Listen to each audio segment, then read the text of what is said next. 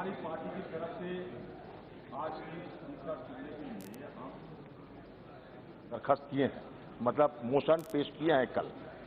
कल हमारा मोशन पेश होने के बावजूद ये प्रिंटिंग में नहीं आया हमारी पार्टी के नाम, लेकिन कल हम लोग मोशन पेश किए हैं और पार्लियामेंट्री अफेयर्स मिनिस्टर मेघवाल साहब को भी सौंप दिए थे कल, लेकिन वो अब तक प्रिंटिंग में नहीं है, इसलिए अच्छा नहीं लगता कि सबका नाम आए, हम लोग का नाम नहीं है। ठीक है अधीर रंजन जी, उसको देखते हैं। ठीक है समय सीमा के sir let me clarify sir. मैं क्लैरिफाई करता हूं, मैं कांग्रेस पार्टी जी से और टीआर बालू साहब से भी रिक्वेस्ट किया था, उन्होंने दिया, लेकिन उनका डिसीजन मेकिंग प्रोसेस में थोड़ा डिले हुआ, इसीलिए 12/5 को वो पहुंच गया टेबल ऑफिस को, इसीलिए नहीं आए। फिर भी हम आपके तरफ से भी माननीय स्पीकर साहब को रिक्वेस्ट करता हूं, आपका मोशन मूव करने के अलो करें, ये मैं रिक्वेस्ट करता हूं गवर्नमेंट के तरफ से। माननीय सदस्यगण, जिन सदस्यों ने शपथ नहीं लिया थी अथवा प्रतिज्ञा नहीं किया है, मैं सेक्रेटरी महोदय से अनुरोध करूंगा कि जो सदस्य शेष रह गए हैं उनके राज्यवार उसी क्रम में यहां पर नाम आमंत्रित करेंगे। बिहार से श्री संतोष कुमार जी,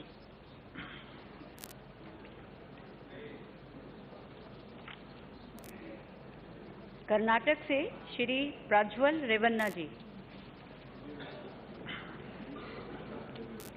उड़ीसा से श्री अनुभव मोहंती जी,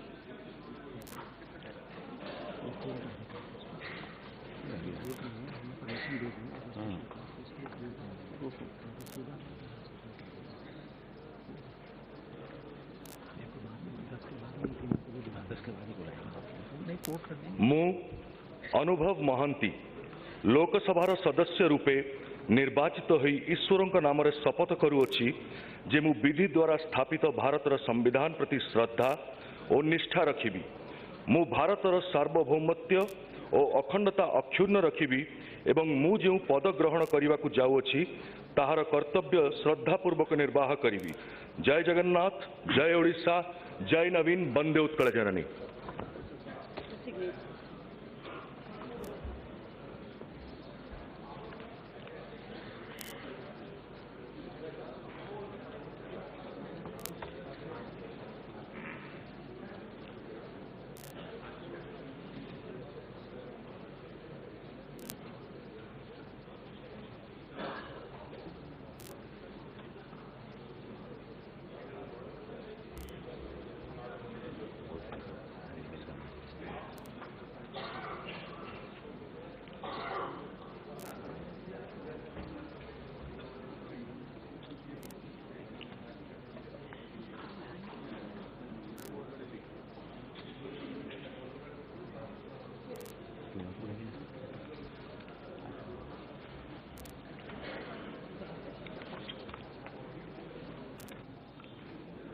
आइटम नंबर 2, माननीय सदस्यगण, अध्यक्ष के निर्वाचन के संबंध में मुझे प्रस्तावों की 13 सूचनाएं प्राप्त हुई हैं।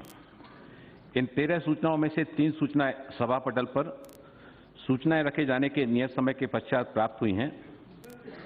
अतः श्री जयदेव गल्ला, अधीर रंजन चौधरी तथा टीआर पालू द्वारा प्रस्ताव संबंधी सूचनाएं प्रक्रिया नियमों के 7 के अनुसार कालातीत हो गई थी, लेकिन इनको एज ए स्पेशल केस मानते हुए उन्हें प्रस्तुत करने की अनुमति दी जाती है और वे कार्यसूची में उल्लेखित क्रम के बाद एक एक करके अपना नाम, प्रस्ताव और अनुमोदन दे सकते हैं। अब हम लोकसभा अध्यक्ष के निर्वाचन हेतु प्रस्तावों को लेंगे। मैं प्रधानमंत्री श्री नरेंद्र मोदी जी से अनुरोध करता हूं कि वे अपने नाम के आगे उल्लेखित प्रस्ताव पेश करें।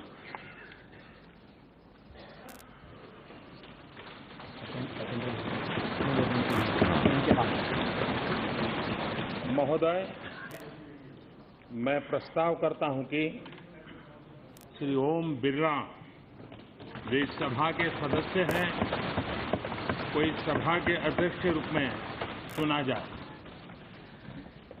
श्री राजनाथ सिंह जी प्रस्ताव का समर्थन करेंगे। महोदय, मैं प्रधानमंत्री श्री नरेंद्र मोदी जी द्वारा प्रस्तुत प्रस्ताव का अनुमोदन करता हूं। श्री अमित शाह जी निम्नलिखित प्रस्ताव करेंगे। महोदय, मैं प्रस्ताव करता हूं कि श्री ओम बिरला जो इस सभा के सदस्य हैं उनको इस सभा के अध्यक्ष के रूप में चुना जाए। श्री नितिन जयराम गडकरी जी प्रस्ताव का समर्थन करेंगे। सम्मान्य महोदय, मैं इस प्रस्ताव का समर्थन करता हूं। श्री अर्जुन मुंडा जी प्रस्ताव करेंगे। महोदय, मैं प्रस्ताव करता हूं कि ओम बिरला जो इस सदन के सदस्य हैं, अध्यक्ष के लिए उन्हें प्रस्ताव करता हूं। श्री रमेश पोखरियाल निशंक जी प्रस्ताव का समर्थन करेंगे। अध्यक्ष जी, मैं श्री अर्जुन मुंडा जी द्वारा प्रस्तुत प्रस्ताव की श्री ओम बिरला जो इस सभा के सदस्य हैं को इस सभा के अध्यक्ष के रूप में चुना जाए का समर्थन करता हूं। सुश्री अगाथा संगमा प्रस्ताव करेंगे। Not present. श्री अरविंद गणवंत सामंत जी प्रस्ताव करेंगे। माननीय सामायिक अध्यक्ष जी, मैं आदरणीय ओम बिरला जी का नाम इस सदन के सदस्य होने के नाते खास करके इस सदन के अध्यक्ष के रूप में वो वहां निर्वाचित किए जाए, इसलिए मैं उनका नाम प्रस्ताव करता हूं। श्री विनायक राव जी प्रस्ताव का समर्थन करेंगे। धन्यवाद अध्यक्ष महोदय। माननीय अरविंद जी सावंत जी ने ओम बिरला जी के नाम का जो प्रस्ताव रखा है उसे मैं समर्थन करता हूं। धन्यवाद। श्री पिनाकी मिश्रा जी प्रस्ताव करेंगे। श्री ओम बिरला जी का नाम अध्यक्ष पद के लिए यहाँ पर अनुमोदन करता हूँ। श्री अच्युतानंद सामंत जी प्रस्ताव का समर्थन करेंगे।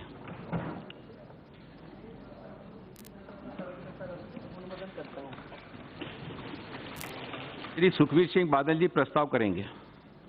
Sir, I beg to move that Shri Om Birla ji, a member of this House, be chosen as the Speaker of this House. Shri चिराग कुमार पासवान जी प्रस्ताव का समर्थन करेंगे। माननीय अध्यक्ष जी, श्री सुखवीर सिंह बादल जी ने जो प्रस्ताव पेश किया है कि श्री ओम बिरला जी जो इस सभा के सदस्य हैं को इस सभा के अध्यक्ष के रूप में चुना जाए, मैं इसका समर्थन करता हूं। श्री राजीव रंजन उर्फ ललन सिंह जी प्रस्ताव करेंगे। मैं प्रस्ताव करता हूं श्री ओम बिरला जो इस सदन के सदस्य हैं को अध्यक्ष के पद पर निर्वाचित किया जाए। श्रीमती अनुप्रिया पटेल प्रस्ताव का समर्थन करेंगी। महोदय, मैं श्री राजीव रंजन सिंह जी द्वारा प्रस्तुत प्रस्ताव का समर्थन करती हूँ। श्री डी.वी. सदानंद गौड़ा जी प्रस्ताव करेंगे। स्पीकर सर, मैं ओम बिरला का नाम समर्थन करता हूँ।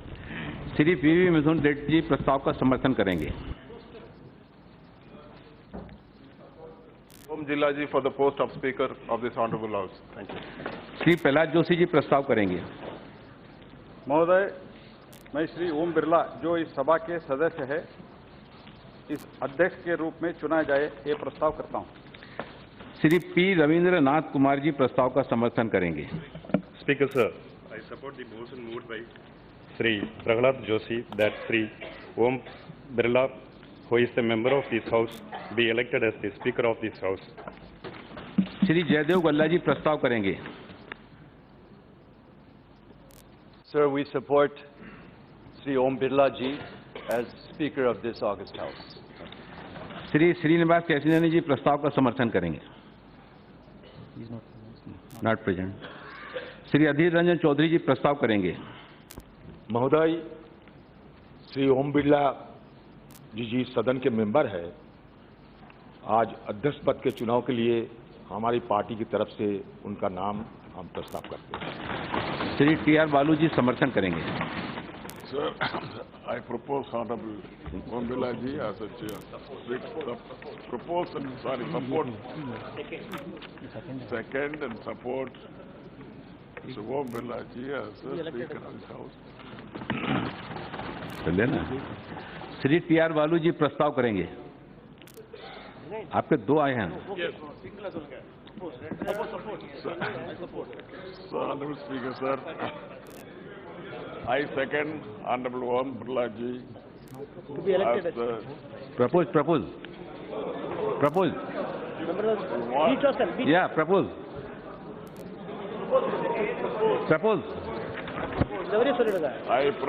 I propose to second Honorable Om Birla ji as the Speaker of this House Thank you. Shri Adhir Ranjan ji second support करेंगे। I am seconding the proposal made by Mr. Baluji wholeheartedly and sincerely. अब मैं श्री नरेंद्र मोदी जी द्वारा प्रस्तुत श्री राजनाथ सिंह जी द्वारा समर्थित प्रस्ताव को आपका नोटिस नहीं आया।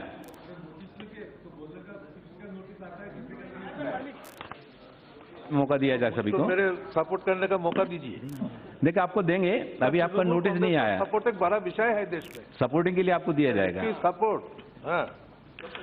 अब मैं श्री नरेंद्र मोदी जी द्वारा प्रस्तुत श्री राजनाथ सिंह द्वारा समर्थित प्रस्ताव को सभा के मतदान के लिए रखूंगा। करने का वर्ड तो आप नाम बोलिए। चलिए सुधीर जी बंदोपाध्याय जी प्रस्ताव करेंगे। एज ए स्पेशल केस, मतलब आपका वो नहीं नोटिस नहीं आया था, लेकिन आपको एज ए स्पेशल केस के नाते आपको अवसर दिया जा रहा है। प्रपोजल जाते हैं, इस बार कुछ नहीं हुआ। So I don't want to go into details. जी Sudhir ji. I propose the name of Honorable Shri Om Birla ji as the Speaker of the House, and we support it. We second it.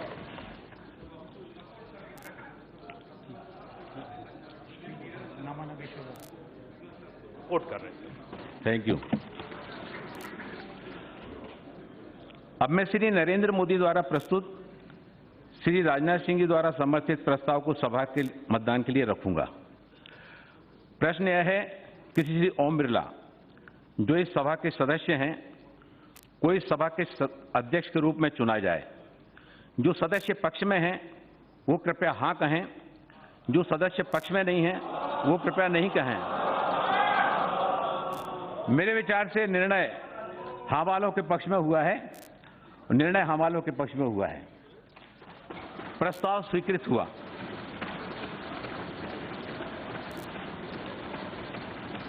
प्रस्ताव स्वीकृत हुआ और श्री ओम बिरला को इस सभा के अध्यक्ष के रूप में निर्वाचित घोषित किया जाता है। चूंकि श्री नरेंद्र मोदी जी द्वारा प्रस्तुत प्रथम प्रस्ताव स्वीकृत कर लिया गया है, अतः इसके बाद प्रस्तुत प्रस्ताव निष्प्रभावी हो गए हैं। मैं श्री ओम बिरला को अपना स्थान ग्रहण करने के लिए आमंत्रित करता हूं।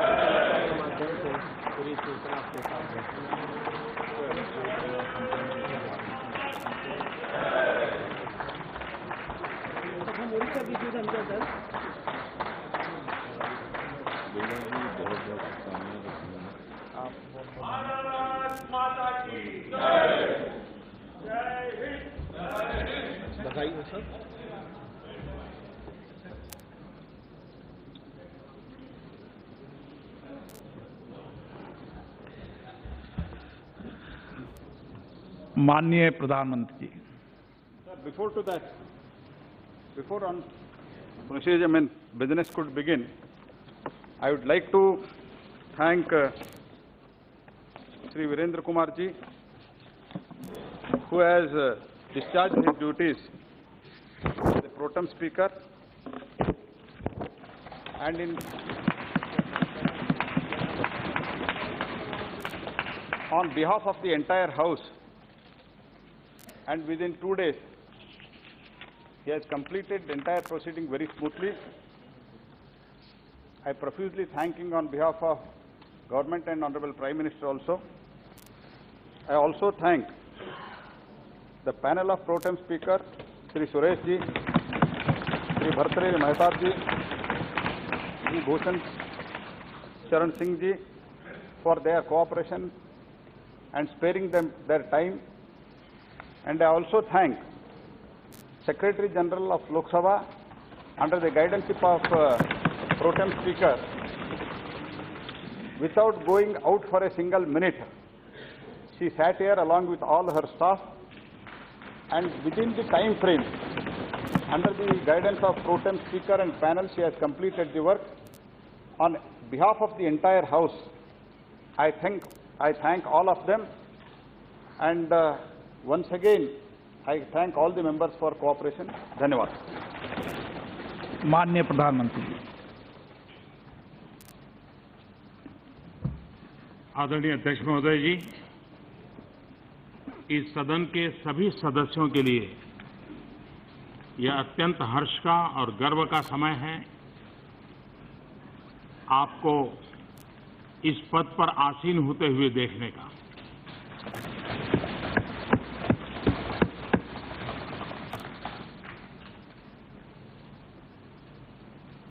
इस सदन में पुराने सभी सदस्य आपसे भली भांति परिचित हैं। विधायक के रूप में भी राजस्थान में आपने जो सक्रिय भूमिका अदा की है, उससे भी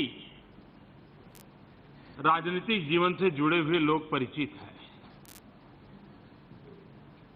हम सबके लिए गर्व का विषय है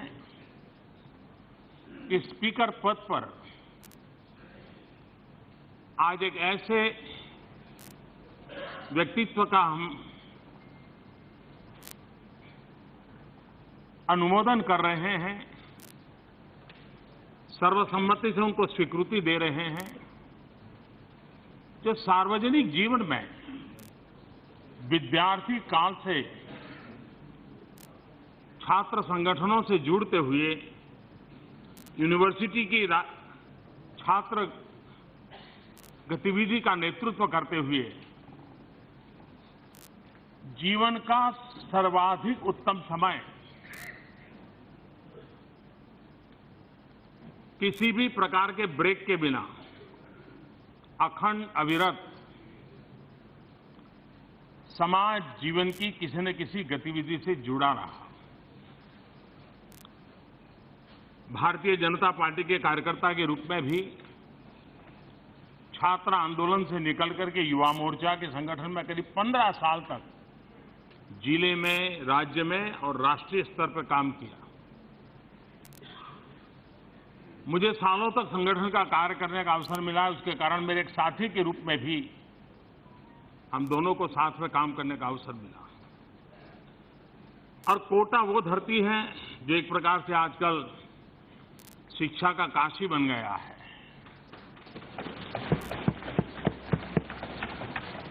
जिनके भी दिल दिमाग में कैरियर की प्राथमिकता है, वो कोटा को पसंद करता है। कोटा में रहेगा, कोटा में पढ़ेगा और कोटा से अपनी जिंदगी बनाता है। राजस्थान के कोने सा छोटा सा शहर आज एक प्रकार से लघु भारत बन गया है। और कोटा का ये परिवर्तन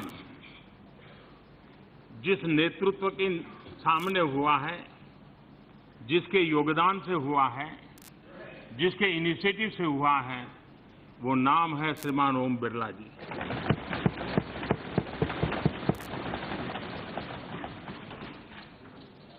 आमतौर पर राजनीतिक जीवन में हम लोगों की एक छवि बनी रहती है कि हम 24 घंटे राजनीति करते हैं, उठापटक करते हैं, तू मैं करते हैं, कौन हारे कौन जीते इसी में लगे रहते हैं। लेकिन उसके अलावा एक सच्चाई होती है जो कभी कभी उजागर नहीं होती है। वर्तमान में देश ने अनुभव किया है कि राजनीतिक जीवन में जितना अधिक मात्रा में सामाजिक सेवा का प्रोपोर्शन रहता है, समाज में स्वीकृति ज्यादा मिलती है। हार्डकोर पॉलिटिक्स का जमाना करीब करीब चला जा रहा है। ओम बिरला जी वो शख्सियत है जो जनप्रतिनिधि के नाते राजनीति से जुड़ना बड़ा स्वाभाविक था, लेकिन उनकी पूरी कार्यशैली समाज सेवा केंद्रीय रही। समाज जीवन की कहीं पर भी पीड़ा अगर उनको नजर आई तो पहले पहुंचने वाले व्यक्तियों में से रहे। मुझे बराबर याद है जब गुजरात में भयंकर भूकंप आया, बहुत लंबे अरसे तक वे कच्छ में रहे, अपने इलाके के युवा साथियों को लेकर के आए, स्थानीय कोई व्यवस्था का उपयोग न करते हुए अपनी व्यवस्थाओं को जो भी उपलब्ध थी उसके आधार पर उन्होंने लंबे अरसे तक सेवा का काम किया। जब केदारनाथ का हादसा हुआ तो वे फिर उत्तराखंड में नजर आए, वहां भी अपनी टोली लेकर के समाज सेवा के काम में लग गए। और अपने कोटा में भी अगर किसी के पास ठंड की सीजन में कंबल नहीं है तो रात भर कोटा की गलियों में निकलना, जन भागीदारी से गर्म कंबल वगैरह इकट्ठा करना और उनको पहुंचाना। उन्होंने एक व्रत लिया था। सार्वजनिक जीवन में हम सभी सांसदों के लिए कभी कभी वो प्रेरणा देता है। उनका व्रत था कि कोटा में कोई भूखा नहीं सोएगा और वे एक प्रसादम नाम की योजना चलाते थे, आज भी चल रही है। उस प्रसादम योजना के तहत जन भागीदारी से भूखे लोगों को ढूंढ ढूंढ करके उनको खाना खिलाना, ये उनका रेगुलर काम बन गया। उसी प्रकार से गरीब हैं, दुखी हैं, अगर कपड़े नहीं हैं पूरे तो उन्होंने परिधान योजना बनाई। उस परिधान मूवमेंट के आधार पर वे जन भागीदारी से, सामाजिक संवेदना से लगातार जुड़े रह करके, अगर किसी के पास जूते नहीं है तो जन भागीदारी से जूते इकट्ठा करना, गर्मी की सीजन में उसको जूते पहना देना। अगर कोई बीमार है, कहीं रक्तदान का काम जरूरी है, कहीं अस्पताल में और सेवाएं देनी है, एक प्रकार से उन्होंने अपनी राजनीति का केंद्र बिंदु जन आंदोलन से ज्यादा जन सेवा को बनाया। और ऐसा एक संवेदनशील व्यक्तित्व आज जब स्पीकर पद पर हम सबको अनुशासित भी करेंगे, अनुप्रेरित भी करेंगे और उसके द्वारा ये सदन देश को उत्तम से उत्तम दे पाए, एक कैटलिक एजेंट के रूप में, एक पदासीन के जिम्मेवारी के रूप में और सालों की सामाजिक संवेदना वाली जिंदगी जीते के कारण मुझे विश्वास है कि वो उत्तम तरीके से इस चीजों को कर पाएंगे। सदन में भी हमने देखा है वो मुस्कुराते हैं तो भी बड़े हल्के से मुस्कुराते हैं, वे बोलते हैं तो भी बड़े हल्के से बोलते हैं। और इसलिए सदन में मुझे कभी कभी डर लगता है कि उनकी इस जो नम्रता है, विवेक है, कहीं कोई उसका दुरुपयोग न कर दे। लेकिन आजकल तो, पहले तो ऐसा होता था कि शायद लोकसभा के स्पीकर को कठिनाइयां ज्यादा रहती थी, राज्यसभा के चेयरमैन को कम रहती थी, लेकिन अब उल्टा हो गया है। हम जब पिछले सत्र को याद करेंगे तो हर किसी के मुंह से ये तो निकलेगा कि हमारी जो स्पीकर महोदया थी, हमेशा हंसते रहना, खुशखुशाल रहना, और डांटना भी है तो डांटने के बाद हंस पड़ना।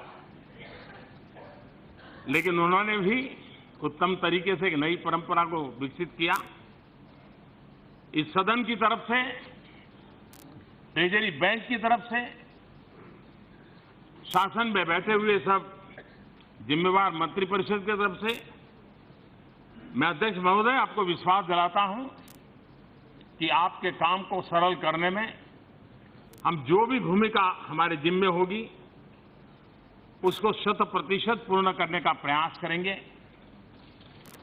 और आपका हक बना रहेगा कि इस बेंच तरफ भी अगर नियमों का उल्लंघन होता है, व्यवस्थाओं में बाधाएं पैदा की जाती हैं, तो आपका पूरा हक बनेगा कि हमको भी, हमारे तरफ के लोगों को भी आप उतनी ही मक्कमता से, आग्रहता से कहें, हम उसका स्वागत करेंगे, क्योंकि सदन की गरिमा बनाना हम सबका योगदान रहना यह आवश्यक है।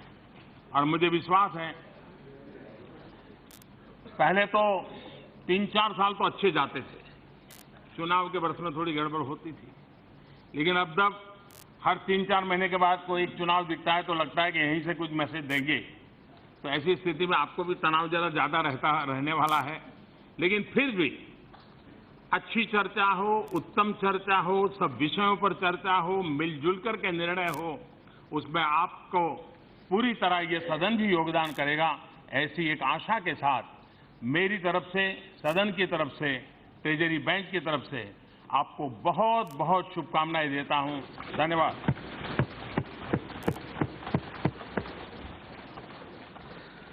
अधीर रंजन चौधरी जी। आदरणीय महोदय, आदरणीय प्रधानमंत्री जी सदन के सामने आपका बायोडाटा पेश कर दिए हैं, तो उनसे और नया कुछ जोड़ने का जरूरत नहीं है। फिर भी कोटा एक कोचिंग इंस्टीट्यूट जैसा है, कोटा की कचौरी भी बहुत मशहूर होते हैं, तो आप इस हाउस को जैसे खिचड़ी ना बने, इसलिए कचौरी की तरह स्वादिष्ट कुछ हमें आप उपहार देंगे हर वक्त, ये आपसे बहुत बड़ा उम्मीद है हमारा। आप एक सोशल वर्कर तो है ही, प्रधानमंत्री जी कह चुके हैं, इसके अलावा आप एक एग्रीकल्चरिस्ट भी हैं। आप जानते हैं कि हिंदुस्तान में किसानों की हालात बड़ी बुरी होते जा रहे हैं, हर रोज 36 किसान की खुदकुशी हो रहे हैं, तो इससे बचाने के लिए आप जरूर अपना पहल करेंगे।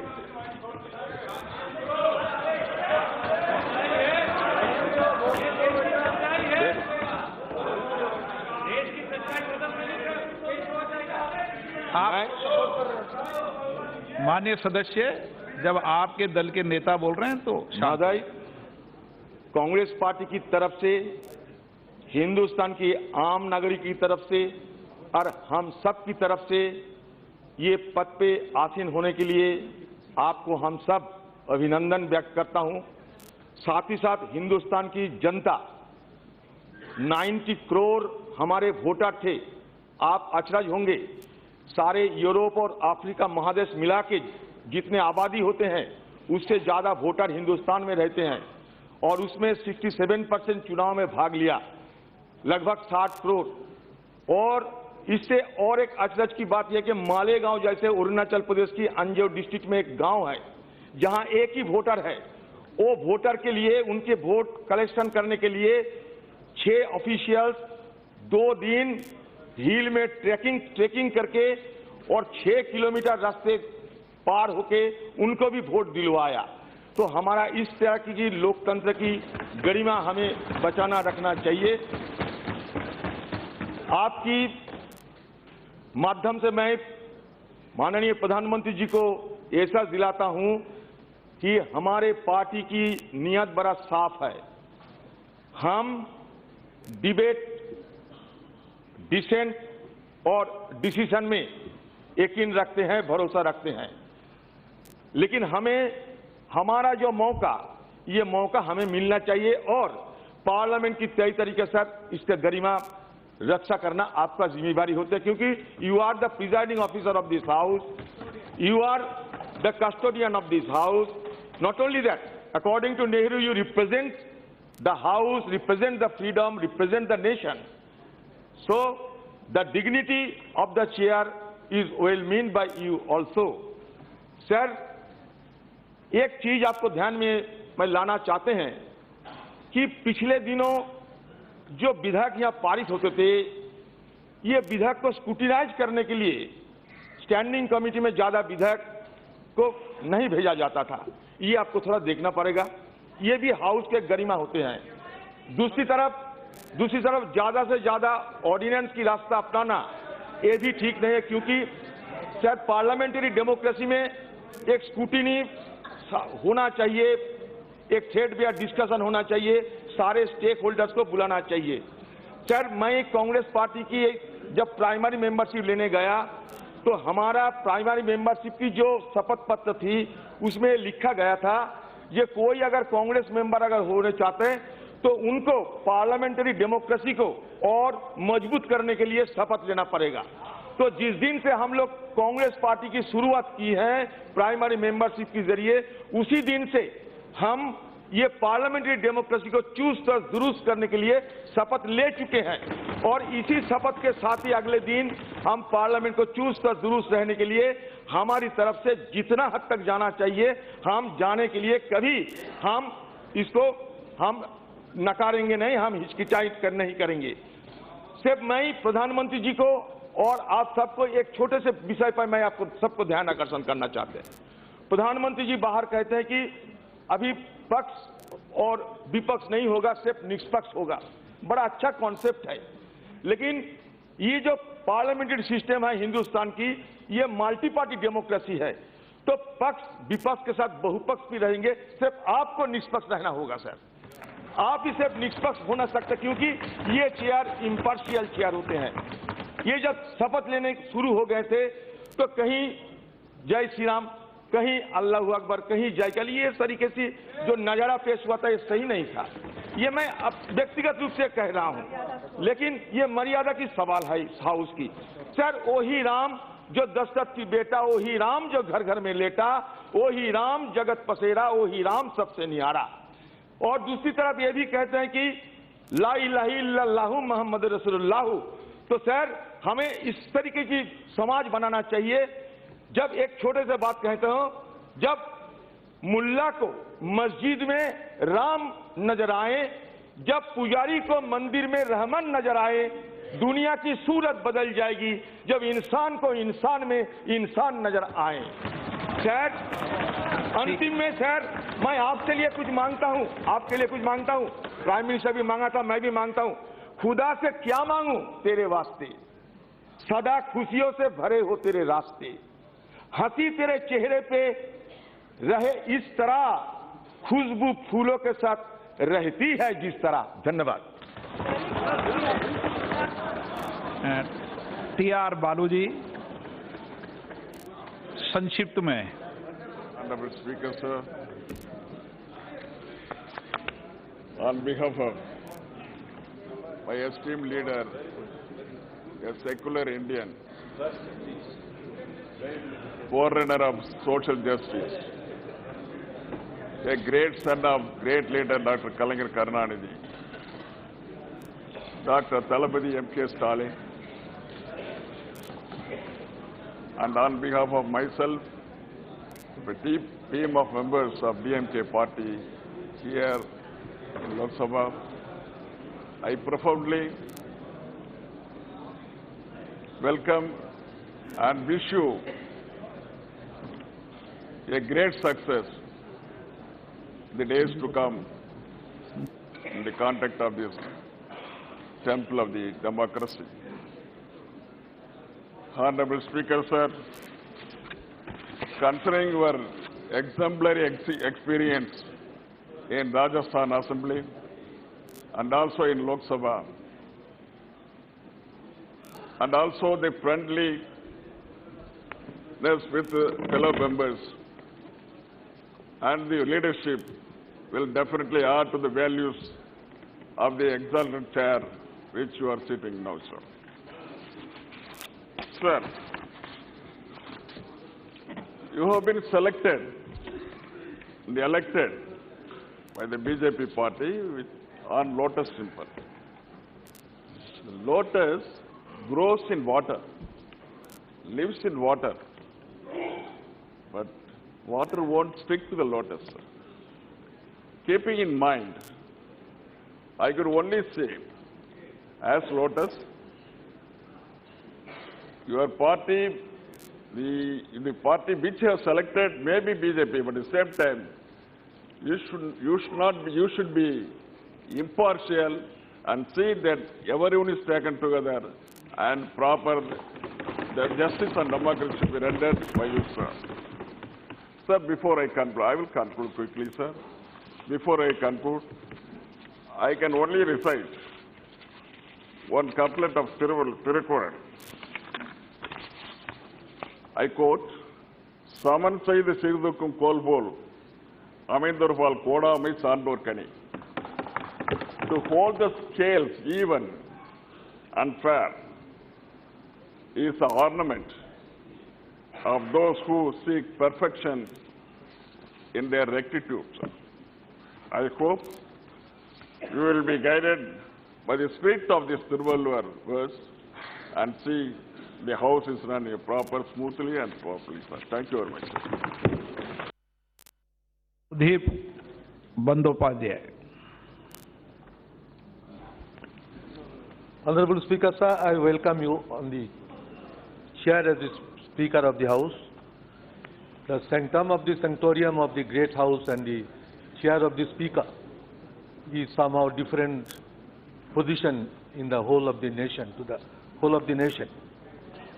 But according to my conception and according to my own faith, after being elected as MLA and MP more than 9 times in the parliamentary proceeding system of the country, I still believe that Parliament should belong to the opposition mainly, by which parliamentary democratic functioning can be more strengthened. What we feel that the brute majoritarianism sometimes affect the normal functioning of the House. And whether a House will run or function properly or not, it maximum depends upon the Treasury bench side.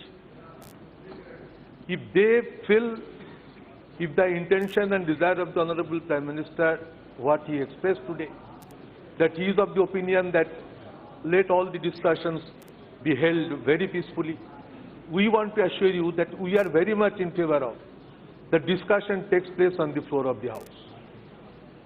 And when people have dictated and given their dictum that central government should be run by these parties, similarly state governments are also governed by the dictum of the people of that state.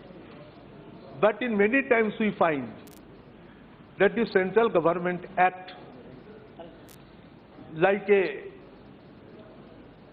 government who can govern the whole country and is of the habit to send many directions, many advisories, even 2 advisories in 1 week. And when the state issues are raised on the floor of the House, when these issues are raised on the floor of the House, then naturally ruling parties don't allow the smaller parties to convey their views on the floor of the House. So I would request you to look both the sides, left side and the right side.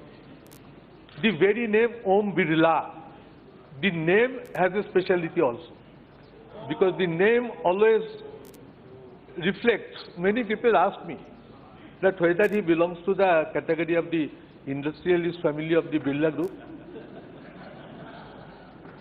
And नाम का पहले जिसका ओम होता है वो तो खुद बहुत बड़ा विषय होता है, तो दोनों मिला के ओम बिरला नाम को एक यथार्थ प्रतिफलन आप हाउस में कराइए और दोनों तरफ का कॉन्फिडेंस दीजिए कि आप दोनों तरफ के साथ हैं।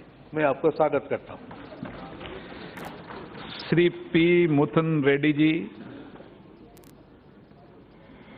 Sir, at the outset, I, on behalf of my leader, young Chief Minister Sri Y.S. Jagan Mohan Reddy, and the 22 members present in this House, heartfully congratulate you for assuming the post of this Speaker in this August House. Sir, it's worth mentioning that you have started your career as a politician from your youth and from the college days. You've been elected to the assembly thrice. You've been a parliamentarian when you won the parliament elections twice. It is a long and commendable career. Your rich experience politically will definitely help in running this house more efficiently. Sir, it's also worth mentioning that you've been into a lot of social service activities, especially Farizan, where we could see your compassionate and also your considerate. Sir, you have distributed a lot of free clothes, books, and even free food for the poor people. We hope all this rich experience and your good character will help you run this house efficiently.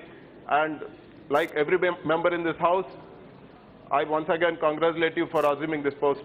Thank you, sir. Shri Arvind Samant ji. आदरणीय लोकसभा के अध्यक्ष जी, पहले सर्वप्रथम मैं मेरी party की तरफ से और सभी की तरफ से आपका सहे दिल से अभिनंदन करता हूं। और खास करके आदरणीय प्रधानमंत्री जी, आपने ऐसा नाम चुना, उसके लिए आपका भी बड़ा अभिनंदन करता हूं। कि मैं भाग्यशाली रहा कि जब मैं सांसद बना तो सर्वप्रथम परिचय किसका हुआ? तो ओम बिरला जी का। हम दोनों एक गाड़ी में इकट्ठे आए यहाँ एयरपोर्ट से। बिल्डिंग में भी एक ही बिल्डिंग में हमें निवास मिला। अब परिचय दृढ़ हो गया और आज मुझे बहुत हर्ष हो रहा है कि मेरा एक मित्र इतने बड़े उच्च पद पर बैठ रहे हैं और आपने उनका नाम प्रस्तावित किया, हमने भी प्रस्तावित किया, हमें उसका हर्ष है। मैं इतना ही कहूंगा, राजनीतिक भाषण तो आज करना नहीं, आज मैं सरकार में हूं और मैं चाहता हूं कि इस सदन की गरिमा जो हमारी आदरणीय पूर्व अध्यक्ष सुमित्रा महाजन ने जो बनाई रखी, उससे भी ऊंचे उठकर आप करेंगे। और मुझे विश्वास है आप में वो ताकत है, क्योंकि आप राजस्थान के कोटा के हो, क्योंकि आपके नाम में बाकी छोड़ो ओम है, वो सबसे महत्वपूर्ण है। और वो ओम ही हमें न्याय दिलाएगा, क्योंकि वही दुनिया चाहती है कि सभी अमन चाहते हैं, सभी विकास चाहते हैं, सभी विश्वास भी आदरणीय प्रधानमंत्री जो कहते हैं वो चाहते हैं। और ये सदन इस तरह से चले कि पिछली बार जो कुछ हुआ छोड़ दो, छोड़ो कल की बातें। अब आज की जो करना है वो हिंदुस्तानी बनकर करना है और हिंदुस्तान का नाम आगे बढ़ाना है। हिंदुस्तान की इस सदन की गरिमा और ये दुनिया को भी समझने में आप अच्छा रोल अदा करेंगे, मुझे विश्वास है। मैं फिर दिल से आपको शुभकामनाएं देता हूं, अभिनंदन करता हूं। जय हिंद। राजीव रंजन सिंह जी। महोदय, मैं अपनी ओर से और अपनी पार्टी जनता दल यूनाइटेड की ओर से इस पद पर आसीन होने के लिए आपका हृदय से अभिनंदन करता हूं। महोदय, आपका एक लंबा राजनीतिक जीवन रहा है। छात्र आंदोलन से लेकर सामाजिक कार्यकर्ता के रूप में आपका जो सांगठनिक अनुभव है और जो विधानसभा में आपका अनुभव रहा और इस सदन में जो आपका अनुभव रहा है, उस अनुभव के आधार पर हम सबों को पूर्ण आशा और विश्वास है कि आपके नेतृत्व में, आपके दिशा निर्देश में, आपके संरक्षण में यह सदन एक सकारात्मक भूमिका भविष्य में निभाएगा।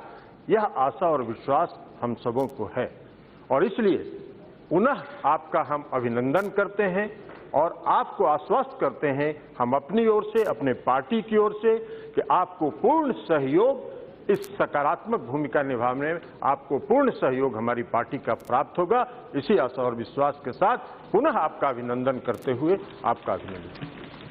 श्री पिनाकी मिश्रा जी। आदरणीय स्पीकर महोदय, बीजू जनता दल की तरफ से हम आपको बहुत बहुत स्वागत करते हैं। आज केवल बीजू जनता दल ने ही नहीं, हाउस के सभी सेक्शंस ने आपके नाम का अनुमोदन किया, सेकंड किया। आपकी एक्सेप्टेबिलिटी का ये एक बहुत बड़ा कारण है। आदरणीय स्पीकर महोदय, इस हाउस की बहुत बड़ी परंपरा रही है, 17वीं लोकसभा है ये। सिर्फ प्रथम लोकसभा को छोड़कर 16 बार आज तक कभी यहाँ निर्वाचन नहीं हुआ है स्पीकर। एक मिनट भाई, शांत। स्पीकर के पद के लिए इसका कारण है कि ये पद इतना निष्पक्ष पद है, इसकी वजह से। और पहली बार भी जब हुआ था इलेक्शन तो टोकन एक रेजिस्टेंस किया था लेफ्ट फ्रंट ने लेकिन लेफ्ट फ्रंट के कैंडिडेट ने भी मावलंकर जी के लिए वोट डाला। क्रशिंग मेजॉरिटी थी पार्टी की, कांग्रेस पार्टी की, लेकिन लेफ्ट फ्रंट के कैंडिडेट ने डाला कांग्रेस पार्टी के लिए वोट और कहा बाहर आके कि मैंने इसलिए डाला because this is a bipartisan house and a bipartisan speaker, so therefore there should be no question of any election in this.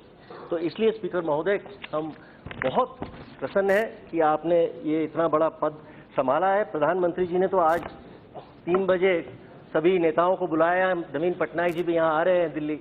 Veg to improve the productivity of parliament पहला उनका एजेंडा है। बीजू जनता दल की तरफ से मैं आपको यह आश्वासन दे दूं, और आपने 14 और 19 के बीच में जहाँ पे आप यहाँ सदस्य रहे हैं देखा होगा कि हम सबसे कम आपको तकलीफ देंगे। हम कभी हाउस चलते हुए आज तक कभी हमने वेल का चेहरा नहीं देखा है कि वेल को फील नहीं किया है। तो हम कभी वेल में नहीं आते हैं, हम कभी हाउस डिसरप्ट नहीं करते हैं। हम केवल जो नवीन पटनायक जी ने हमें सीख दी है कि आप हाउस में डिबेट और डिस्कशन करिए, डिसरप्शन नहीं, ये हमारा थ्रू आउट मोटो है। तो हमारी तरफ से आपको कभी कोई यहाँ हाउस में तकलीफ नहीं होने वाली है। सिर्फ 2 छोटी बातें। एक सबसे बड़ी बात कि जो स्टैंडिंग कमेटी का महत्व है वो आप जानते हैं। आप 8 से 13 के बीच में वहाँ रहे हैं विपक्ष में, बहुत ही मेधावी विपक्ष के आप वहाँ पर लेजिस्लेटर थे। आपने क्वेश्चन आवर में सरकार की वहाँ पर बिल्कुल तहस नहस कर दिया था सरकार को वहाँ पर। तो आप जानते हैं कि स्टैंडिंग कमेटी में जो लेजिस्लेशन जाना चाहिए स्क्रूटनी के लिए वो बहुत कम हो गया है, और पर्टिकुलरली पिछली सरकार में पिछली 14 से 19 के बीच में ये सबसे कम तय पर आ गया है। तो ये सही बात नहीं है। स्टैंडिंग कमेटी की स्क्रूटनी इस हाउस के लिए बहुत आवश्यक है। दूसरी बात मैं ये सिर्फ कहना चाहता हूँ, पंडित जवाहरलाल नेहरू जी और आज के संदर्भ में ये उनके जो वाक्य हैं बहुत महत्वपूर्ण है, इसीलिए मैं ये कहना चाहता हूँ। पंडित जवाहरलाल नेहरू जी ने जब इस हाउस में कहा था मावलंकर जी के समय में कि वी वुड लाइक दी, मैं कोट कर रहा हूँ, we would like the distinguished occupant of this chair now and always to guard the freedom and liberty of those from every possible danger, even from the danger of an executive incursion.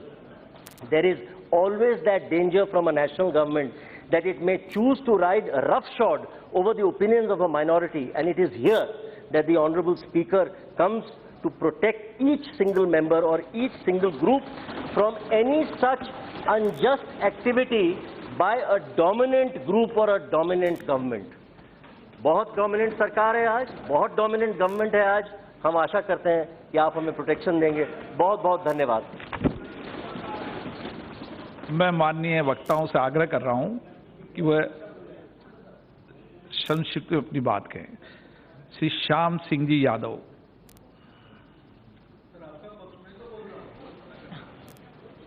माननीय अध्यक्ष जी, आप इस भारत जैसे महान देश के और एक बहुत गरिमामयी पद पर अध्यक्ष चुने गए हैं।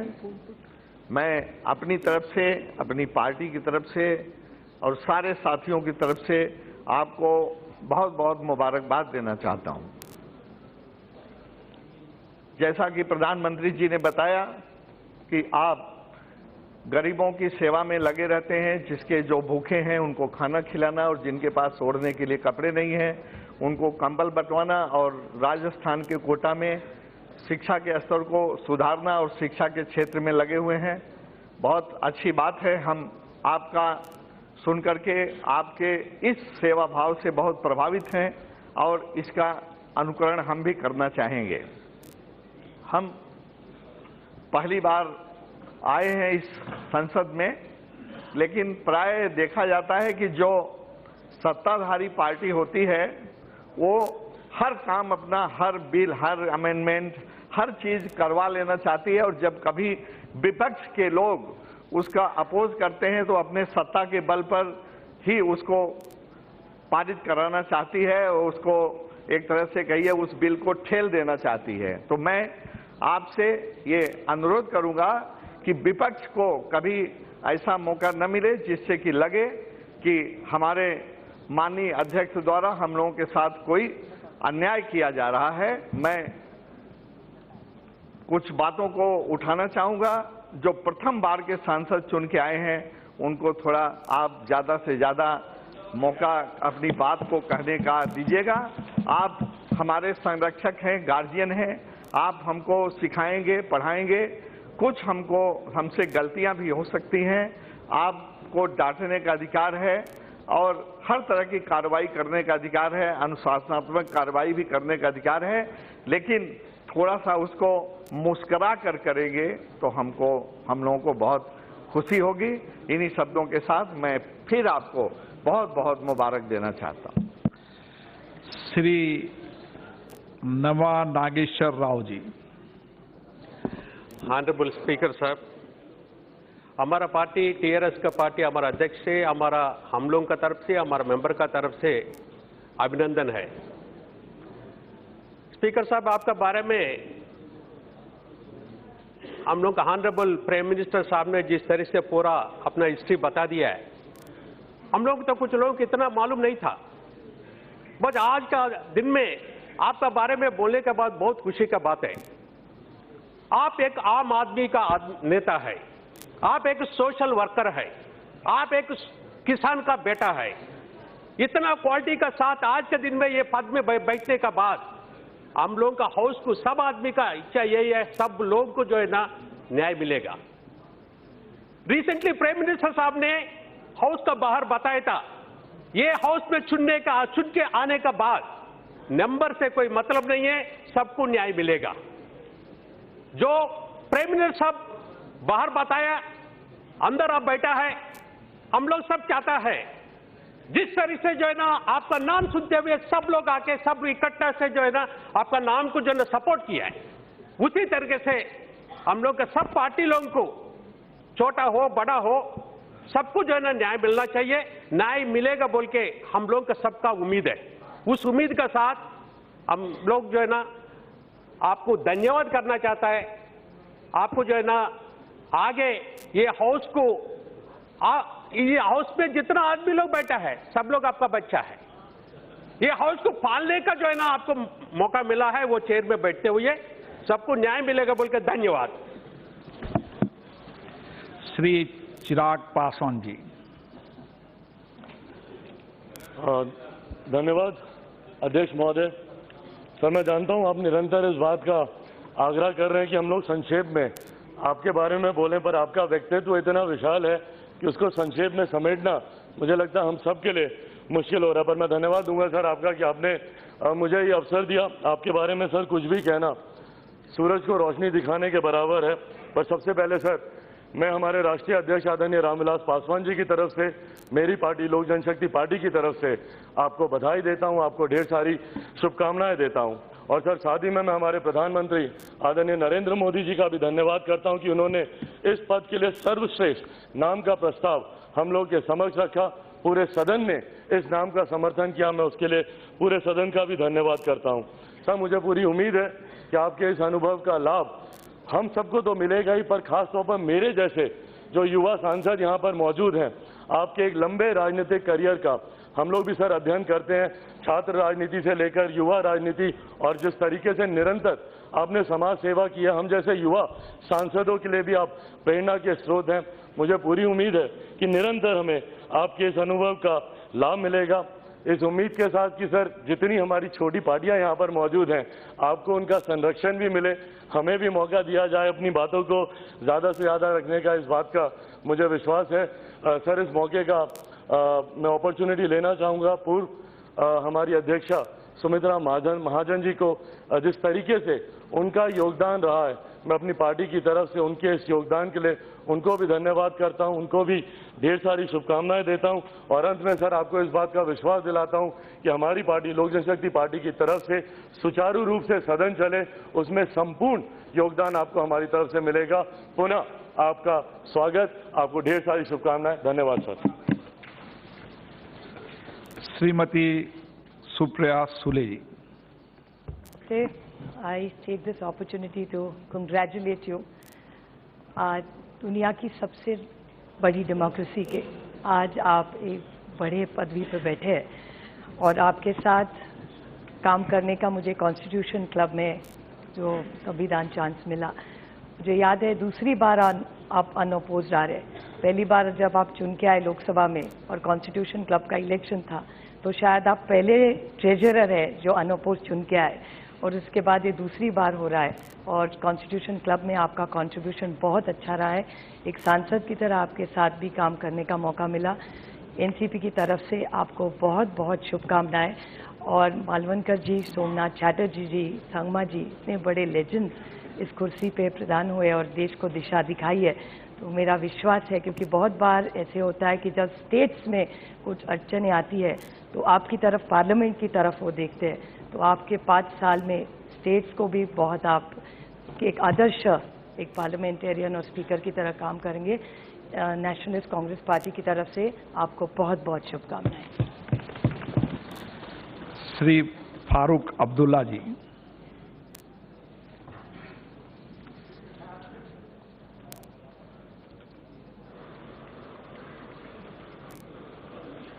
मैं आपको अपनी पार्टी की तरफ से मुबारक करता हूं। पहले जब पार्लियामेंट में आया था तो जाखड़ साहब हमारे स्पीकर बने थे।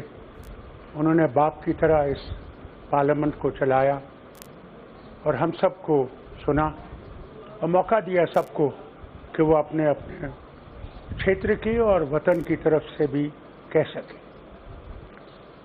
पिछली स्पीकर सुमित्रा महाजन जी ने भी माँ की तरह इस हाउस को चलाया और कोशिश की कि सबको सुने। आज उम्मीद यही करता हूँ कि आप राजस्थान से हैं, जहाँ मैंने पढ़ा है और मैंने सीखा है, और उम्मीद यही करता हूँ कि आप हम सबको मौका देंगे कि हम अपनी बात रख सकें और एक मजबूत वतन बना सकें। मैं फिर से अपनी जमात की तरफ से आपको बहुत बहुत मुबारक करता हूँ और उम्मीद करता हूँ कि आप इस हाउस को चलाएंगे और अच्छी तरह से चलाएंगे और हम आपको पूरी तरह से हिमायत देंगे। शुक्रिया।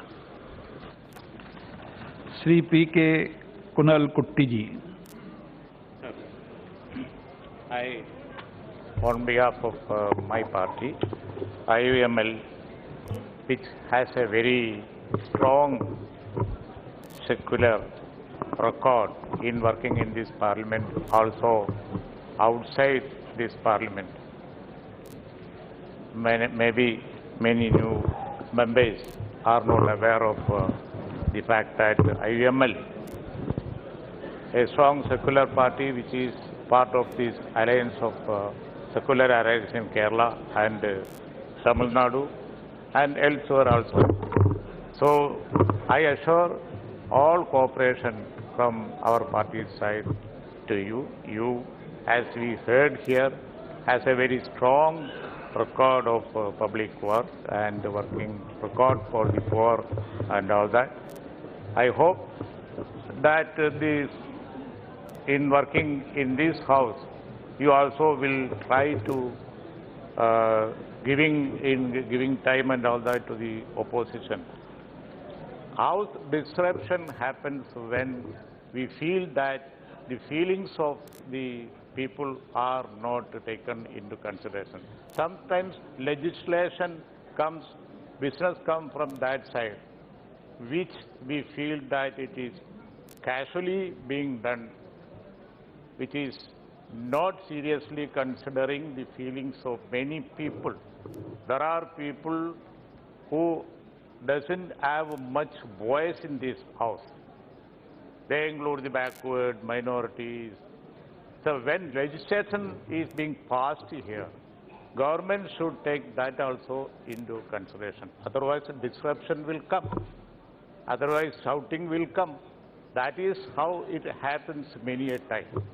So I hope in the future, with this big majority of this present ruling government, they will take into consideration that the Prime Minister's statement of late statement that number doesn't matter, but what matters is the feelings of everybody. Everybody includes every section of the people. So I hope that casually legislations will not come to this house for consideration. Such initiatives always create a problem. If you take us seriously, the government takes seriously. It is the duty of the Honorable Speaker to attend to that also, I feel. I take this opportunity to congratulate the Honorable Speaker in your selection. That too, unanimously, I assure all cooperation my party said to you. Shri के मोहन नायडू। आदरणीय अध्यक्ष महोदय, अपने party Telugu Desam party की तरफ से अपने अध्यक्ष और अपने सारे सांसदों की तरफ से आपके हृदयपूर्वक अभिनंदन करते हैं। आपका जो अनुभव रहा है वो पहले ही सारे पार्टियों की तरफ से सब लोगों ने बोल रखा है और फिर से हम भी अपना विश्वास आपके ऊपर जो ये सदन ने रखा है, एक बहुत ही अच्छा माहौल बना है आज। हर बार जब एक अध्यक्ष जी का निर्वाचित करने का जो हिस्सा रहता है, ये सदन को भी एक अच्छा मौका मिलता है कि किस दशा में आगे बढ़े, क्योंकि सब लोगों ने अभी हमने देखा है कि निष्पक्षता से सब लोगों ने एक साथ मिलकर उस सदन की गरिमा को आगे बढ़ने के लिए, उस पद में जिसमें आप बैठे हैं उसका एक गौरव सम्मान करने के लिए एक ही जुट में आकर सब लोगों ने सपोर्ट किया। और उसी के साथ हम भी यही कोशिश कर देंगे ये 5 साल में कि ये देश को आगे बढ़ाने के काम आदरणीय प्रधानमंत्री जी या सरकार कोई भी काम ऐसा करे, हम जरूर उनके साथ निभाएंगे। और हमारी आपसे यही विनती रहेगी, आपने पहले सत्र में भी हमें देखा है और हमारे जरूर संख्या कम हुई है, पर समय कम मत कर देना सर। ये इस बार जो समस्या है हमारे, वो काफ़ी सारे समस्याएं हमारे राज्य के भी हैं, देश के भी काफ़ी समस्याओं में हम अपना बात आगे रखना चाहते हैं। तो ज़रूर एक उम्मीद है आपके ऊपर जो एक प्रत्येक ध्यान जो पिछले सत्र के जो अध्यक्ष जी थे सुमित्रा जी, उनको भी हम धन्यवाद देते हैं कि एक प्रत्येक ध्यान हमारे युवा सांसदों के ऊपर उनका था। हर बार जब भी हम बोलना चाहते थे तो हमें बहुत एंकरेज किया, हमें बहुत मोटिवेट किया। और ये बाकी सारे जो चिराग पासवान जी ने भी जो आग्रह करी है, वो फिर से मैं दोहराता हूँ कि जो युवा सांसद हैं उनको ज़रूर अच्छा सा मौका मिले और हमारे जो छोटी पार्टियां हैं उनको भी एक अच्छा मौका देकर आपके ऊपर जो संविधान को कायम रखने का और जो संविधान को अहम शक्ति आपके ऊपर जो ये सौंपा गया है, हमें पूरी विश्वास है, आशा है कि आप इसको आगे बढ़ाएंगे। जिस तरह से कोटा ने बहुत सारे विद्यार्थियों का नाम रोशन करने का एक मौका दिया है, उसी तरह आप वहां से आकर इस सदन का भी नाम रोशन करने का एक अच्छा सा एक माहौल आप आके रखेंगे। इसी के साथ हम फिर से आपको अभिनंदन करते हुए तेलुगु देशम पार्टी से आपको भी धन्यवाद देते हैं। Thank you sir. Shrimati Anupriya Patel ji. आदरणीय अध्यक्ष महोदय, मैं सबसे पहले तो अपनी पार्टी, अपना दल की ओर से आपका हृदयपूर्वक अभिनंदन करती हूँ। ये गौरव का विषय है कि दुनिया के सबसे बड़े लोकतंत्र के इस सदन के अध्यक्ष पद पर विराजमान होकर आप आज से 5 वर्षों के लिए इस सदन का संचालन करेंगे और हम सभी को आपका मूल्यवान मार्गदर्शन प्राप्त होगा। आज से आपको एक बहुत महत्वपूर्ण दायित्व मिल रहा है संसदीय परंपराओं के संरक्षण का। हम सब तो अपने अपने लोकसभा क्षेत्रों का, अपने निर्वाचन क्षेत्रों का प्रतिनिधित्व करते हैं, लेकिन आप इस सदन के पूर्ण प्राधिकार का प्रतिनिधित्व करने जा रहे हैं और आपका तो आसन भी ऐसे स्थान पर बनाया गया है कि आपकी दृष्टि हम सब पर है और हम सब आपके लिए बराबर हैं, कोई छोटा या बड़ा नहीं है। मैं ये बात इसलिए कह रही हूँ क्योंकि इस सदन में बहुत सारे ऐसे दल हैं जो 1 सदस्य, 2 सदस्य, 3 सदस्य के साथ आए हैं। मेरी पार्टी भी 2 सदस्यों के साथ यहाँ पर उपस्थित है और हमारे जैसे दलों को सबसे ज्यादा आपके संरक्षण की आवश्यकता है ताकि आपके माध्यम से हमें अपने विचारों को व्यक्त करने का पर्याप्त अवसर प्राप्त हो सके। मैं उत्तर प्रदेश जैसे राज्य से आती हूँ जहाँ की बहुत बड़ी आबादी है, बहुत सारी विविधताएं हैं, बहुत सारी चुनौतियां हैं और मेरी पार्टी समाज के दबे कुचले पिछड़े दलित समाज की आवाज है। आपके माध्यम से मेरा यही आग्रह है कि मेरी पार्टी को पर्याप्त अवसर मिले। माननीय प्रधानमंत्री जी ने आपके संसदीय अनुभव के बारे में बहुत कुछ विस्तार से बताया है, मैं उन बातों को दोहराना नहीं चाहती। मुझे पूरा विश्वास है कि हमारे इस सदन के सर्वप्रथम अध्यक्ष श्री मावलंकर जी और उनके बाद के रहे सभी अध्यक्षों ने जिस महान विरासत को यहाँ पर बनाया है, आपके कार्यकाल में वो विरासत आगे बढ़ेगी। हम सभी सदस्यों को आपके माध्यम से इस संसदीय लोकतंत्र को मजबूत करने के लिए प्रोत्साहन प्राप्त होगा। मेरी पार्टी की ओर से मैं आपको आश्वस्त करती हूं कि सदन के सुचारू संचालन में हमारा पूर्ण सहयोग प्राप्त होगा और आपके कार्यकाल में, आपके यशस्वी कार्यकाल में इस सदन की गरिमा और आगे बढ़े, ऐसी मेरी शुभकामना है। बहुत बहुत अभिनंदन, बहुत बहुत धन्यवाद।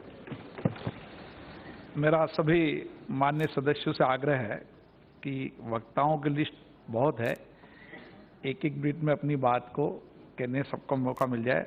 श्री असाउद्दीन ओवैसी जी। मैं आपको मुबारकबाद देता हूं कि आप एक अजीम ओहदे पर आज फायज हुए हैं। वजीर आजम ने अपने तारुफी कलिमात में आपके बारे में बताया है और मैं अपनी जानिब से आपको, अपनी पार्टी की जानिब से अपना पूरा ताउन पेश करता हूं। और सर, मैं आपको बड़ी एक बात याद दिलाना चाहता हूं, बड़ी हम्बलनेस के साथ, कि जिस अजीम ओहदे पर आप आज फायज हैं, मेरी आपसे उम्मीद है और गुजारिश है कि हमारे मुल्क की जो theory of separation of powers है, आप उसकी हिफाजत करेंगे। सर, मैं आपको याद दिलाना चाहता हूं, आप यकीनन काबिल हैं कि बरतानिया की जमहूरियत में उनके शुरुआत के दिनों में जमहूरियत की और पार्लिमानी निज़ाम की आज़ादगी को हिफाजत के लिए कई स्पीकरों ने बादशाह वक्त के आगे अपनी जानों को कुर्बान कर दिया। इसीलिए उस हाउस ऑफ कॉमन्स में जब स्पीकर का इंतखाब होता है तो स्पीकर को घसीट कर लाया जाता है। हम आपसे उम्मीद करते हैं कि आप, यकीनन एक इलेक्टेड गवर्नमेंट है, मगर हम आपसे उम्मीद करते हैं कि इलेक्टेड गवर्नमेंट एक मोनार्क ना बन जाए, इसलिए आपको एक बहुत बड़ा रोल निभाना पड़ेगा। सर, मैं आपसे ये गुजारिश कर रहा हूं, आपको याद भी दिला रहा हूं कि आप इस हाउस के रेफरी हैं, आप रेफरी बने रहेंगे, आप गेम का हिस्सा नहीं बन सकते। सर, आखिरी बात यह है कि आप राइट साइड से आए हैं, आइडियोलॉजी भी राइट हो सकती है, मगर आपसे मैं गुजारिश कर रहा हूं कि लेफ्ट साइड भी नजर करम करते रहिए। मेरी आपसे गुजारिश है कि अब आपकी आइडियोलॉजी यकीनन कौलन शक्दर होनी चाहिए और इस पार्लिमानी निज़ाम को हम बेहतर से बेहतर चलाएंगे। आखिर में सर, मैं आपको याद दिलाना चाहता हूं बड़ी हम्बलनेस के साथ कि आपके इख्तियारात बहुत ज्यादा हैं। आर्टिकल 92 और 97 आपको इंडिपेंडेंट करार देता है और सर, डिस्क्रेशनरी पावर्स आपके बहुत ज्यादा हैं। मेरी आपसे एक गुजारिश है कि जब आप अपने डिस्क्रेशनरी पावर्स का इस्तेमाल करेंगे तो जरूर इस बात का ख्याल रखिए कि मैं जो फैसला करूंगा उससे डिबेट होगा या इस हाउस को स्टाइफल कर दिया जाएगा। सर, स्टैंडिंग कमेटी के बारे में मौजूद रुकन ने कह दिया है, अगर कोई मंत्री आकर आपसे कहेगा कि मुझे जल्दी इस बिल के पास कराने के लिए, तो सर ये आपके उस अजीम चेयर की तौहीन होगी, क्योंकि पार्लिमानी निज़ाम में स्क्रूटनी बहुत ज्यादा है। इसीलिए सर, मैं सुप्रीम कोर्ट ने कोहिटो ओलोहान में कहा था कि the speaker is the very embodiment of propriety and impartiality. Sir, हम हिज़्ब इख्तिलाफ से ताल्लुक़ रखते हैं, हम उम्मीद करते हैं और गुजारिश करते हैं कि हमको खुलकर इस हुकूमत पर तनखीद करने का मौका मिलेगा, हमारी आवाज की हिफाजत करेंगे। आप प्रोटेक्टर भी हैं सर, आप हमारी सपोर्ट भी करेंगे। मैं फिर से आपको मुबारकबाद पेश करता हूं, शुक्रिया। सुखवीर सिंह जी बादल। Speaker sir, on behalf of people of Punjab and Shromani Akali Dal, I'd like to congratulate you. The Honorable Prime Minister has beautifully explained your life. Sir, you being a farmer, social worker, and have spent 27 years in public life, you are fully aware of the problems of the people. You are connected to the grassroots. Sir, this parliament represents 1.3 billion people, approximately 17% of the world population. Sir, the only problem here is numbers counts. The higher the number, the more say you have. The lower the number, the less say you have. Sir, there are about 10 states and 6 regional union territories which have less than 5 members of parliament. Sir, regional parties and minorities always have less numbers in this house. So we all have full faith in you. We all feel, you being our neighbor of Punjab, you know the issues. I will request you, sir, the minorities, regional parties, and states with smaller numbers should be given more time so that they can express their views, because their views, their problems may be bigger than other bigger states. But because of the time allocation, I would request you, sir, that smaller states should be considered. Once again, I thank you very much. Shri P. Ravindranath Kumar. Honorable Speaker, sir, Vanakkam. I place on record my sincere thanks to Honorable Purachithalavi Amma for the benevolent blessings for which I am privileged to be a member of Parliament representing Theni Parliamentary constituency. On behalf of the AIADMK party leaders and on my own behalf, I wholeheartedly congratulate you for becoming the presiding officer of this august house. Sir, I see in you a seasoned parliamentarian, an ardent social worker, and a simple human being who has the connect with the masses. I extend my best wishes to you, sir. I am a beginner, but I hope that with the able guidance of senior and seasoned leader like you, I can make a big difference. Sir, Tamil Nadu has always been a progressive state. The law-abiding people of my state, Tamil Nadu, and are so much patriotic and hardworking. They put nation and language before everything else. The government of Tamil Nadu and the people of my state see and aspire for overall and multifaceted development of the country. Peraringer Anna guided us to see God in the smile of a poor man. Purachithalavar MGR, throughout his life, worked relentlessly for the welfare of the poor. Purachithalavi Amma successfully implemented several welfare measures for the upliftment of the poor. Honorable Speaker, sir, I see in you a philanthropist who has always been kind and helpful to the poor. Sir, your simplicity and affection towards the humanity have made you rise up the ladder to occupy to this high post. Sir, while extending my heartfelt and sincere wishes to you, I seek your valuable guidance in effectively fulfilling my parliamentary. Sir, we have so much expectation from the Union government led by an ever-inspiring leader, Honorable Prime Minister Sri Narendra Modi ji. We are happy to be an ally of National Democratic Alliance which swept the recent election and came to power at the center.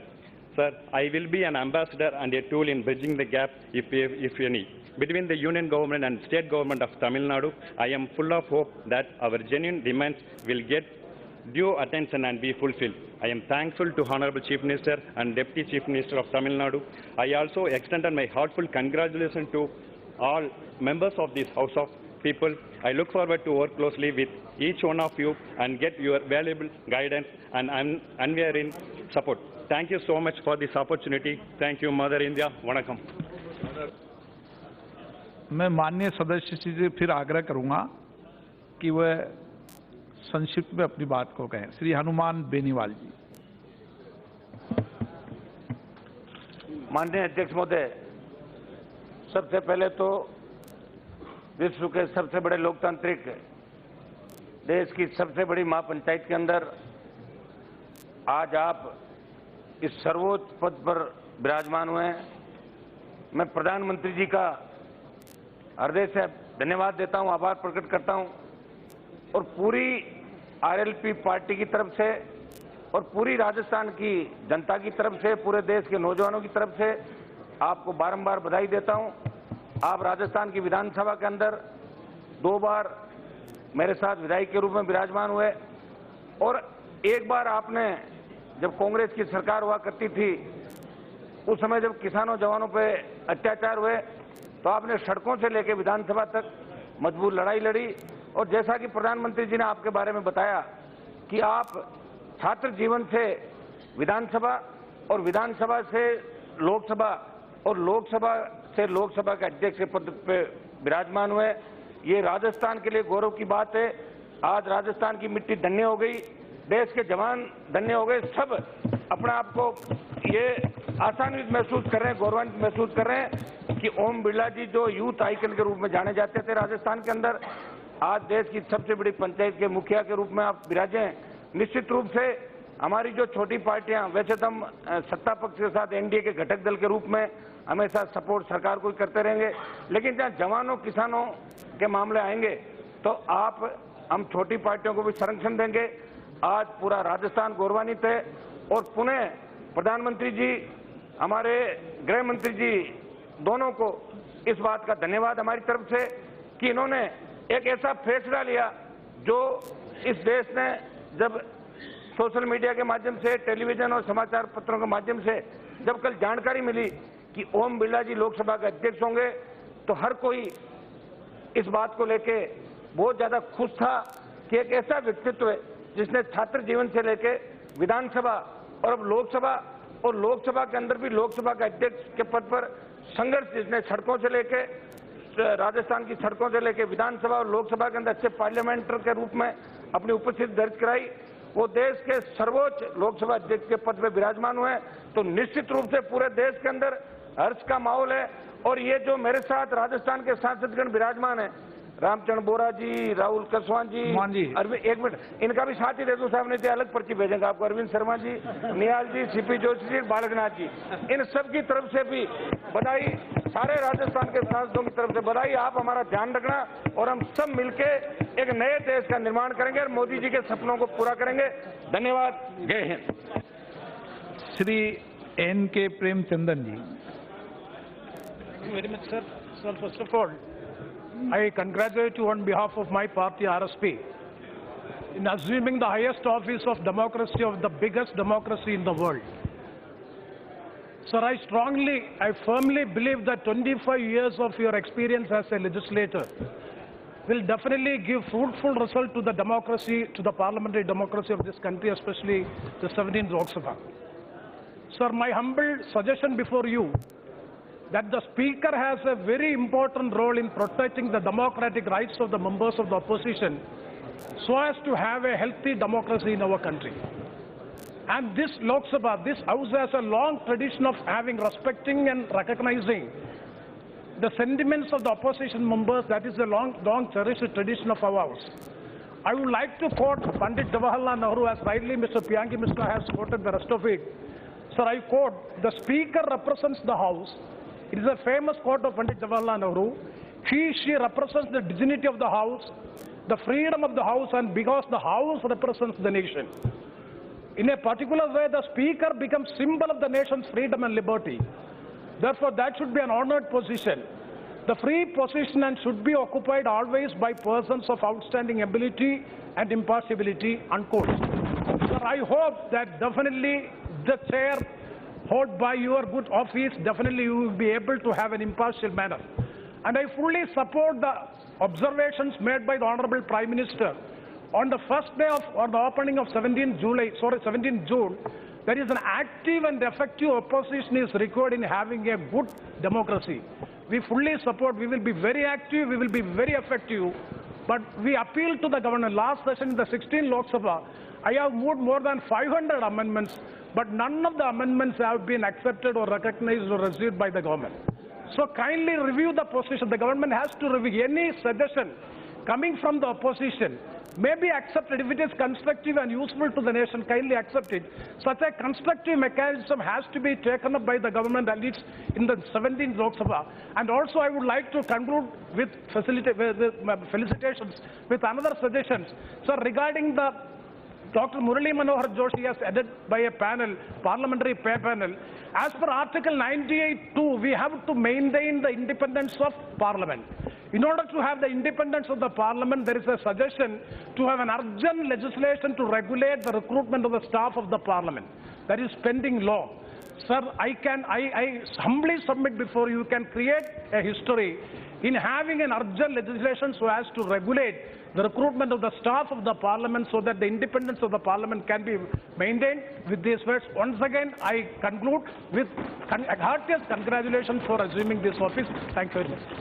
Sri Ramdas Atawale.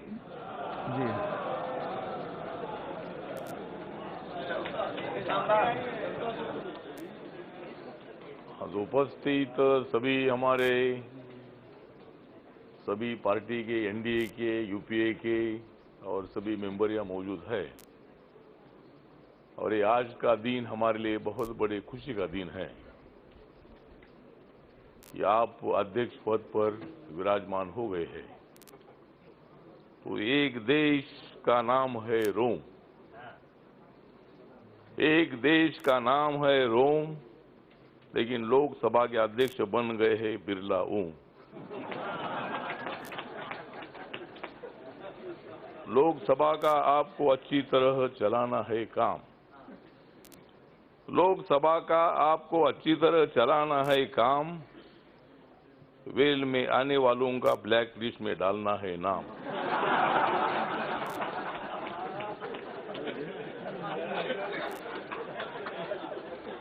Narendra Modi ji और आपका दिल है विशाल, नरेंद्र मोदी जी और आपका दिल है विशाल, राहुल जी आप अब रहो खुशहाल। हम सब मिलकर हाथ में लेते हैं एकता की मशाल, हम सब मिलकर हाथ में लेते हैं एकता की मशाल, और भारत को बनाते और भी विशाल। आपका राज्य है राजस्थान, आपका राज्य है राजस्थान, लेकिन लोकसभा की आप बन गए हैं जान। भारत की हमें बढ़ानी है शान, भारत की हमें बढ़ानी है शान, लोकसभा चलाने के लिए आप जैसा परफेक्ट है मैन। तो मेरी पार्टी मुझे आपने मौका दे दिया है। मैं लोकसभा में खड़ा नहीं था, इसीलिए मैं इधर नहीं वो खड़ा होता था तो मैं इधर मेंबर बनता ही था। लेकिन मेरी रिपब्लिकन पार्टी है, मुझे मंत्रालय दे दिया है, तो मेरी पार्टी भी मतलब आपके साथ है, मतलब अपने को देश को चलाना है। राहुल जी का बर्थडे आज है, राहुल जी का बर्थडे आज है, कल है क्या? तो ठीक है, नहीं हाँ हाँ, तो मतलब राहुल जी को भी मतलब वो हमारे मित्र है और मतलब आपको वहाँ बैठने का मौका मिला, इसीलिए मैं आपको हार्दिक बधाई देता हूँ। आपने बहुत कोशिश की, मतलब लोकतंत्र में होता है कि भाई लोकतंत्र में तो जो लोग चाहते हैं उनकी सत्ता आती है। आपकी सत्ता बहुत साल तक रही, जब आपकी सत्ता थी मैं आपके साथ था।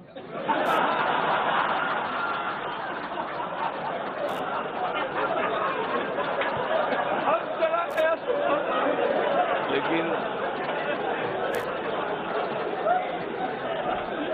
और चुनाव के पहले मुझे लोग कांग्रेस के बोल रहे थे कि भाई इधर आओ, लेकिन मैं बोला उधर जाकर मैं क्या करूं। मैंने हवा का रुख देखा था कि हवा नरेंद्र मोदी जी की तरफ जा रही है।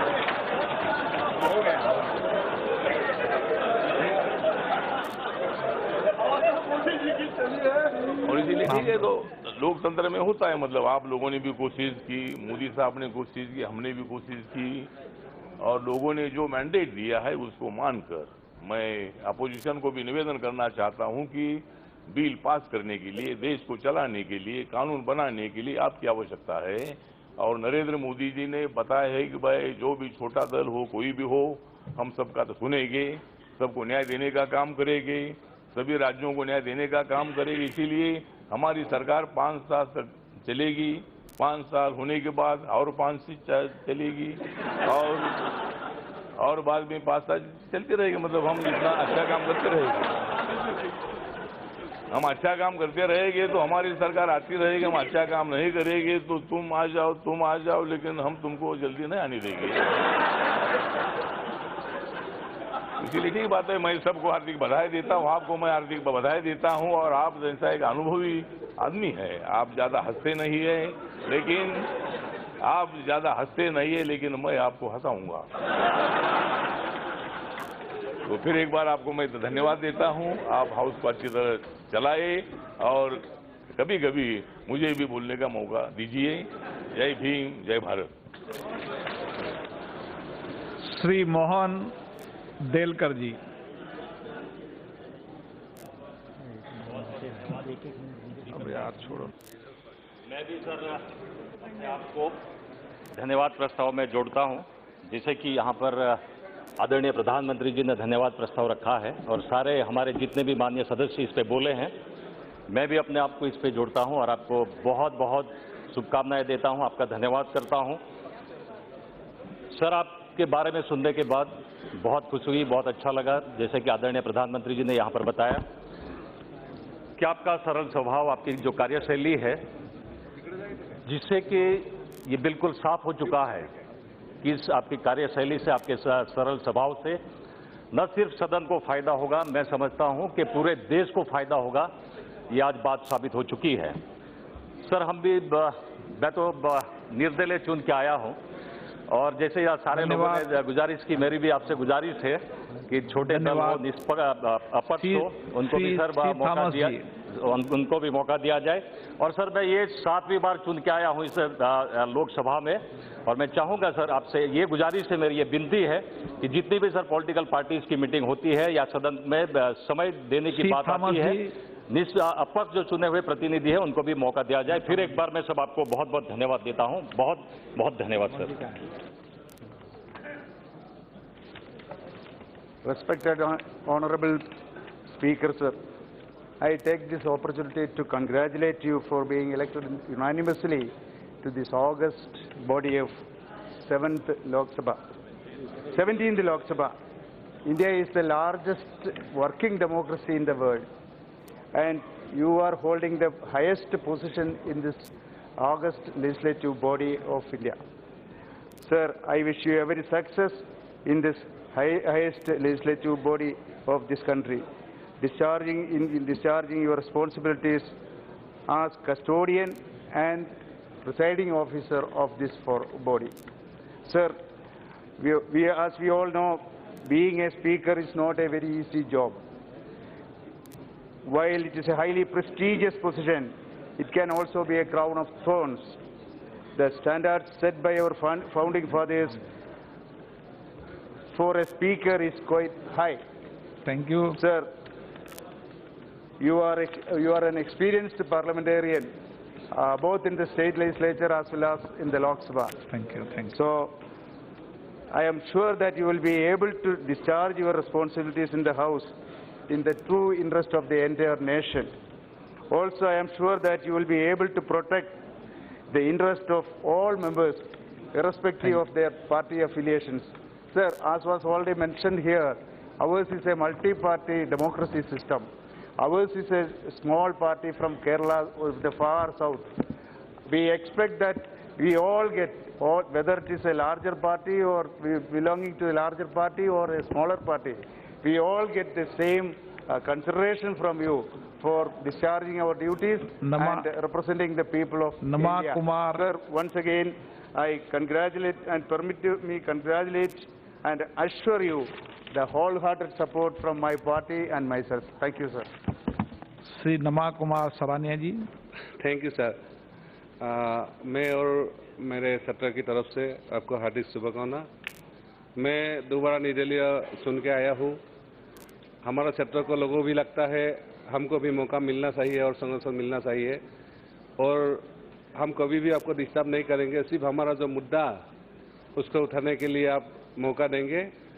इसके साथ आपको धन्यवाद देता हूँ। PR Natarajan.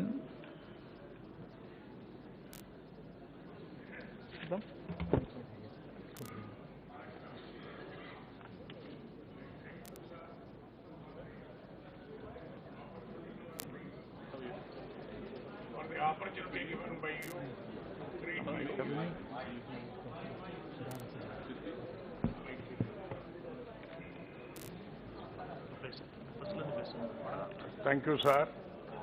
The opportunity given by you to greet you as unanimously elected Speaker of the 17th Lok Sabha. You had an experience of more than 25 years in the Legislative Assembly as well as in the Lok Sabha too. Our request is, as correctly pointed out by a honorable member of RSP, he has quoted the quotation of Jawaharlal Nehru regarding the post of the Speaker, and we expect that the equality must be maintained. The tradition of the House also maintained by you, I expect. The majority, we had an experience with the majority with the late our leader Rajiv Gandhi in the same Lok Sabha also. The majority alone will not decide. The majority alone will give you so many trouble. That is science.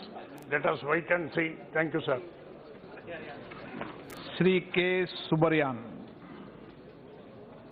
Speaker sir, thank you for this opportunity given by you.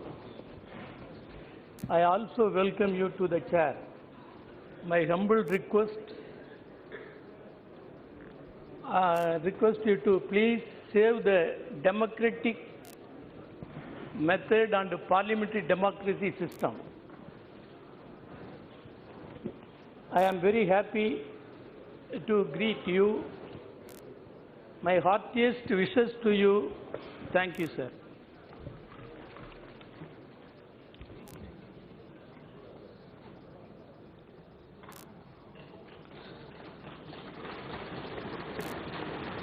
माननीय प्रधानमंत्री जी, मंत्री परिषद के सभी सदस्यगण, सभी राजनीतिक दल के नेतागण, सभी माननीय सदस्यगण, 17वीं लोकसभा के अध्यक्ष के रूप में मेरे प्रति किए गए आप सभी के समर्थन के लिए मैं हृदय के अंतकण से आभार व्यक्त करता हूं। इस चुनौतीपूर्ण कार्य के लिए मेरे ऊपर विश्वास जताने के लिए मैं सभी दलों का धन्यवाद प्रकट करता हूं। मैं माननीय प्रोटेम स्पीकर, उनकी प्रो टीम वीरेंद्र सिंह जी, सुरेश जी, मेहताब जी, ब्रजभूषण जी और उनकी पूरी टीम को भी धन्यवाद देता हूं, जिन्होंने 2 दिन तक इस सदन की कार्रवाई को बेहतरीन ढंग से चलाया। मैं देश की जनता का भी आभार व्यक्त करता हूं कि लोकतंत्र के इस महायज्ञ में देश की जनता ने पूरी उल्लास, उमंग और उत्साह के साथ इस यज्ञ में आहुति दी। वो लोकतांत्रिक व्यवस्था के बढ़ते विश्वास का प्रतीक है। हमारे सामने चुनौतियां बहुत हैं और जनता की अपेक्षाएं भी हैं। सदन में जब माननीय सभी सदस्यगण ने अपने अपने विचार रखे, मैं भी 2014 से 19 तक आपके बीच का एक सदस्य रहा हूं। मैं जानता हूं कि लाखों मतदाताओं से विश्वास भरोसे के साथ हम इस संसद के मंदिर में आते हैं और संसद मंदिर में आने के बाद हमारे क्षेत्र की जनता, पूरे देश की जनता का ये विश्वास भरोसा रहता है कि हम समाज के अंतिम व्यक्ति की बात सदन के माध्यम से करेंगे। और जो सभी दलों ने विश्वास व्यक्त किया है, ये पीठ, ये सभापति की कुर्सी निष्पक्ष होनी भी चाहिए और निष्पक्ष दिखनी भी चाहिए। मेरा प्रयास होगा कि मैं हर माननीय सदस्य, चाहे वह एक दल का हो, चाहे वो कितनी बड़ी संख्या का हो, और इसलिए हमारे माननीय प्रधानमंत्री ने कहा था कि हम संख्या के बल पे आधार पर नहीं,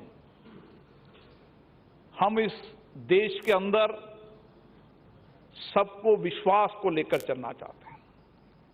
ये देश वो देश है जो देश का सबसे बड़ा लोकतंत्र है, और सबसे बड़े लोकतंत्र में होने के बाद जिस तरीके से निष्पक्ष रूप से और पारदर्शिता तरीके से हमारे यहाँ इस लोकतंत्र के उत्साह को मनाया जाता है, जिस उमंग और उत्साह के साथ तपती धूप के अंदर घंटों इंतजार करने के बाद लोग मत देकर हम सबको चुनकर भेजते हैं, इस विश्वास भरोसे के साथ भेजते हैं कि हम उनके बुनियादी सवालों को उठाएंगे, उनके अभावों को उठाएंगे। और पिछली बार सरकार ने उनके विश्वास भरोसों को कायम रखा और इसीलिए पुनः सरकार को अधिक संख्या बल के आधार पर देश की जनता ने फिर विश्वास भरोसे पाया है और इसीलिए अब सरकार की ज्यादा जिम्मेदारी बन जाती है कि जिस तरीके का विश्वास भरोसा देश की जनता ने सरकार पर व्यक्त किया है, मैं निश्चित मानता हूं सरकार की जवाबदेही ज्यादा बनती है। मेरी सरकार से भी अपेक्षा रहेगी कि वह अधिक जवाबदेही से, अधिक पारदर्शिता से इस देश के अंदर काम करे ताकि हम एक देश के अंदर मिसाल कायम कर सके।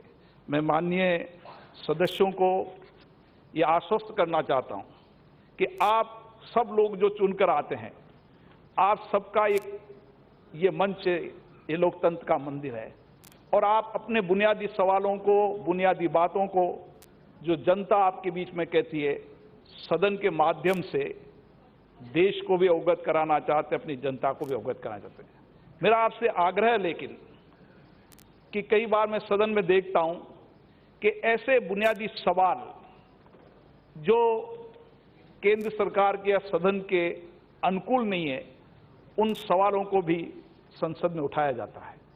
मैं सभी माननीय सदस्यों से कोशिश करूंगा कि हमें लोगों ने संसद सदस्य के रूप में चुनकर भेजा है और संसद सदस्य के चुन के रूप में भेजने के कारण हमें हमेशा वो सवाल उठाना चाहिए जो देश की सरकार के प्रति है और मेरी सरकार से भी आग्रह रहेगा कि सरकार भी हर माननीय सदस्य का, जो चाहे शून्यकाल में हो चाहे प्रश्नकाल में हो, जवाबदेही के साथ जवाब देगी और आपकी भावनाओं को पूरा ध्यान रखेगी।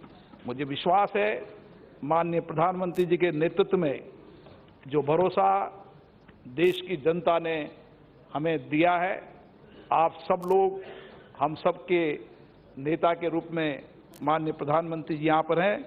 मेरी भी कोशिश होगी कि मैं आप सबका संरक्षण भी करूं और माननीय प्रधानमंत्री जी ने भी खुद ने कहा है कि मैं सभी जिन्होंने मुझे वोट दिया, वह भी जिन्होंने नहीं दिया उनमें भी, और सबके विचार धारा अलग हो सकती है, सबकी नीतियां भी अलग हो सकती है, लेकिन हम सब यहाँ सदन में इसलिए आए हैं कि हमारा देश समृद्धशील बढ़े, आगे बढ़े। आज दुनिया के अंदर भारत आगे बढ़ रहा है, दुनिया के अंदर भारत की एक बड़ी मिसाल बनी है। तो हम सबको इस सदन के माध्यम से कोशिश होना चाहिए कि हम संसदीय मर्यादाओं में रहकर जिस तरीके से हमारा लोकतंत्र पूरे विश्व में माना जाता है, हमारी संसदीय परंपरा भी पूरे विश्व में लोग मिसाल कायम रखे, यही मैं आपसे आग्रह करना चाहता हूं।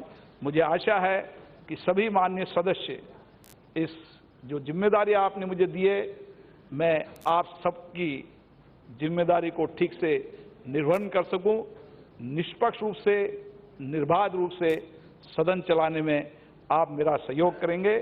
आप निश्चित मानिए, आप सदन में कितनी भी संख्या में कम होंगे, लेकिन आपके हर बुनियादी बातों को संरक्षण करने की मेरी जिम्मेदारी है, जो मैं निश्चित रूप से निभाने की कोशिश करूंगा। वंदे मातरम।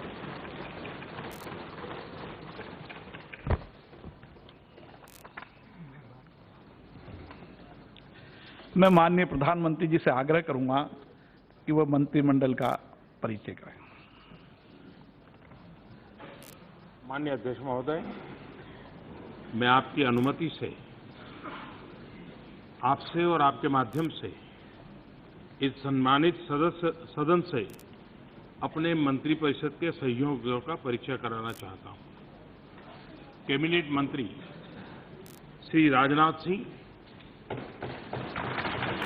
रक्षा मंत्री श्री अमित शाह, गृह मंत्री श्री नितिन जयराम गडकरी, सड़क परिवहन और राजमार्ग मंत्री और micro small and medium enterprise मंत्री, श्री डी.वी. सदानंद गौड़ा,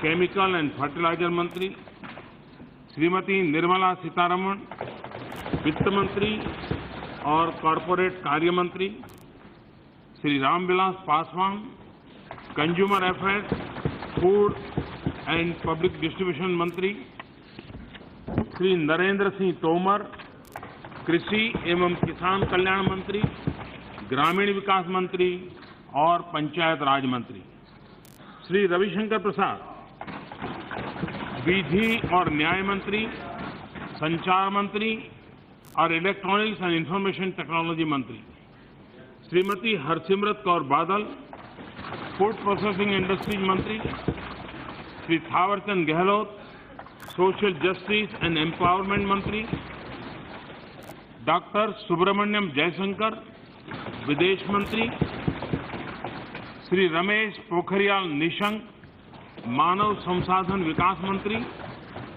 श्री अर्जुन मुंडा, जनजातीय कार्य मंत्री, doctor Harshvardhan, health and family welfare मंत्री, साइंस एंड टेक्नोलॉजी मंत्री और अर्थ साइंस मंत्री, श्री प्रकाश जावड़ेकर, पर्यावरण, वन और जलवायु परिवर्तन मंत्री और सूचना और प्रसारण मंत्री, श्री पीयूष गोयल, रेल मंत्री और वाणिज्य और उद्योग मंत्री, श्री धर्मेंद्र प्रधान, पेट्रोलियम और प्राकृतिक गैस मंत्री और इस्पात मंत्री, श्री मुख्तार अब्बास नकवी, माइनॉरिटी अफेयर्स मंत्री, श्री प्रहलाद जोशी, संसदीय कार्य मंत्री, कोयला मंत्री और खान मंत्री, doctor Mahendra Nath Pandey, skill development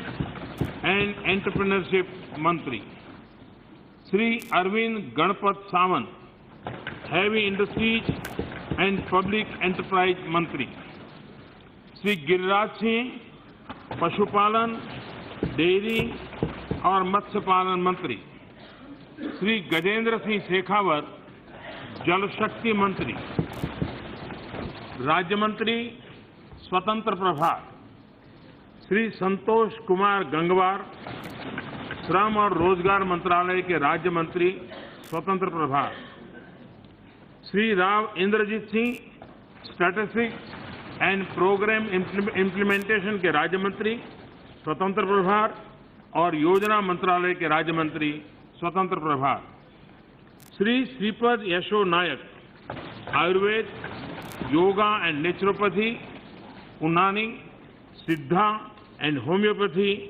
Ayush मंत्रालय के राज्य मंत्री स्वतंत्र प्रभार और रक्षा मंत्रालय में राज्य मंत्री, डॉक्टर जितेंद्र सिंह, उत्तर पूर्वी क्षेत्र विकास मंत्रालय के राज्य मंत्री स्वतंत्र प्रभार, प्रधानमंत्री कार्यालय में राज्य मंत्री, कार्मिक, लोक शिकायत तथा पेंशन मंत्रालय में राज्य मंत्री, परमाणु ऊर्जा विभाग में राज्य मंत्री और अंतरिक्ष विभाग में राज्य मंत्री, श्री किरेन रिजिजू जी, यूथ अफेयर्स एंड स्पोर्ट्स मंत्रालय के राज्य मंत्री स्वतंत्र प्रभार और माइनॉरिटी अफेयर्स मंत्रालय में राज्य मंत्री, श्री प्रहलाद सिंह पटेल, संस्कृति मंत्रालय के राज्य मंत्री स्वतंत्र प्रभार और पर्यटन मंत्रालय के राज्य मंत्री स्वतंत्र प्रभार, श्री राजकुमार सिंह, विद्युत मंत्रालय के राज्य मंत्री स्वतंत्र प्रभार, न्यू एंड रिन्यूएबल एनर्जी मंत्रालय के राज्य मंत्री स्वतंत्र प्रभार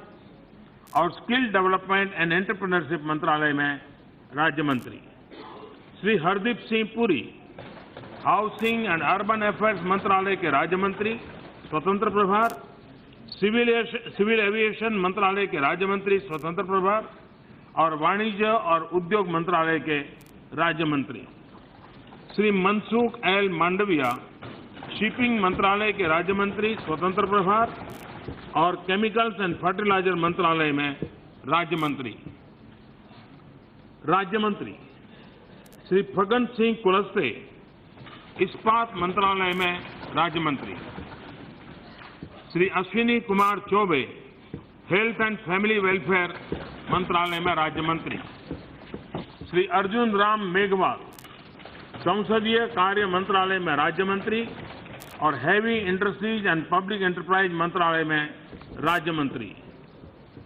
general retired V K Singh, road transport और हाईवेज मंत्रालय में राज्य मंत्री, Shri Krishnapal, social justice and empowerment मंत्रालय के राज्य मंत्री, Shri Danve Rao Saheb Dadarao, consumer affairs, food and public distribution मंत्रालय में राज्य मंत्री, श्री जी किशन रेड्डी, गृह मंत्रालय में राज्य मंत्री, श्री पुरुषोत्तम रूपाला, कृषि एवं किसान कल्याण मंत्रालय में राज्य मंत्री, Shri Ramdas Athawale, social justice and empowerment मंत्रालय में राज्य मंत्री, साध्वी निरंजन ज्योति, ग्रामीण विकास मंत्रालय में राज्य मंत्री, श्री बाबुल सुप्रियो, पर्यावरण, वन और जलवायु परिवर्तन मंत्रालय के राज्य मंत्री, श्री संजीव कुमार बालियान, पशुपालन,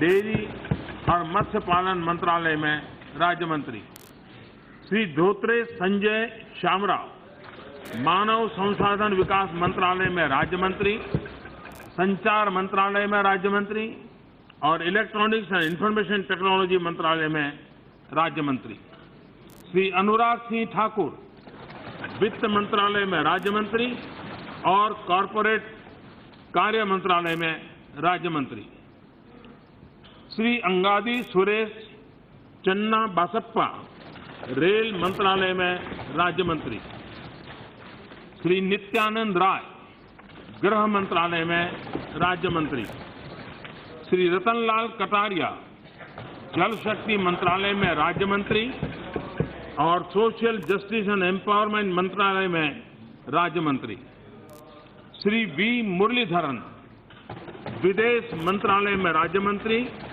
और संसदीय कार्य मंत्रालय में राज्य मंत्री, श्रीमती रेणुका सिंह सरूता, ट्राइबल अफेयर्स मंत्रालय में राज्य मंत्री, श्री सोम प्रकाश, वाणिज्य और उद्योग मंत्रालय में राज्य मंत्री, Shri Rameshwar Teli, food processing industries मंत्रालय में राज्य मंत्री, Shri Pratap Chandra Sarangi, micro, small and medium enterprise मंत्रालय में राज्य मंत्री और पशुपालन, डेयरी और मत्स्य पालन मंत्रालय में राज्य मंत्री, श्री कैलाश चौधरी, कृषि एवं किसान कल्याण मंत्रालय में राज्य मंत्री, सुश्री देवाश्री चौधरी, महिला और बाल विकास मंत्रालय में राज्य मंत्री।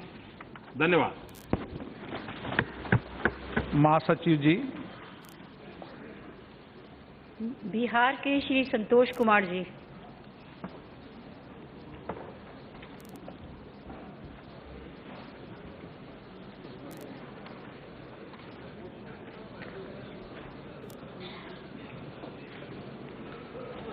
मैं संतोष कुमार, जो लोकसभा का सदस्य निर्वाचित हुआ हूं, ईश्वर की शपथ लेता हूं कि मैं विधि द्वारा स्थापित भारत के संविधान के प्रति सच्ची श्रद्धा और निष्ठा रखूंगा। मैं भारत की प्रभुता और अखंडता अक्षुण्ण रखूंगा तथा जिस पद को मैं ग्रहण करने वाला हूं, उसके कर्तव्यों का श्रद्धापूर्वक निर्वहन करूंगा।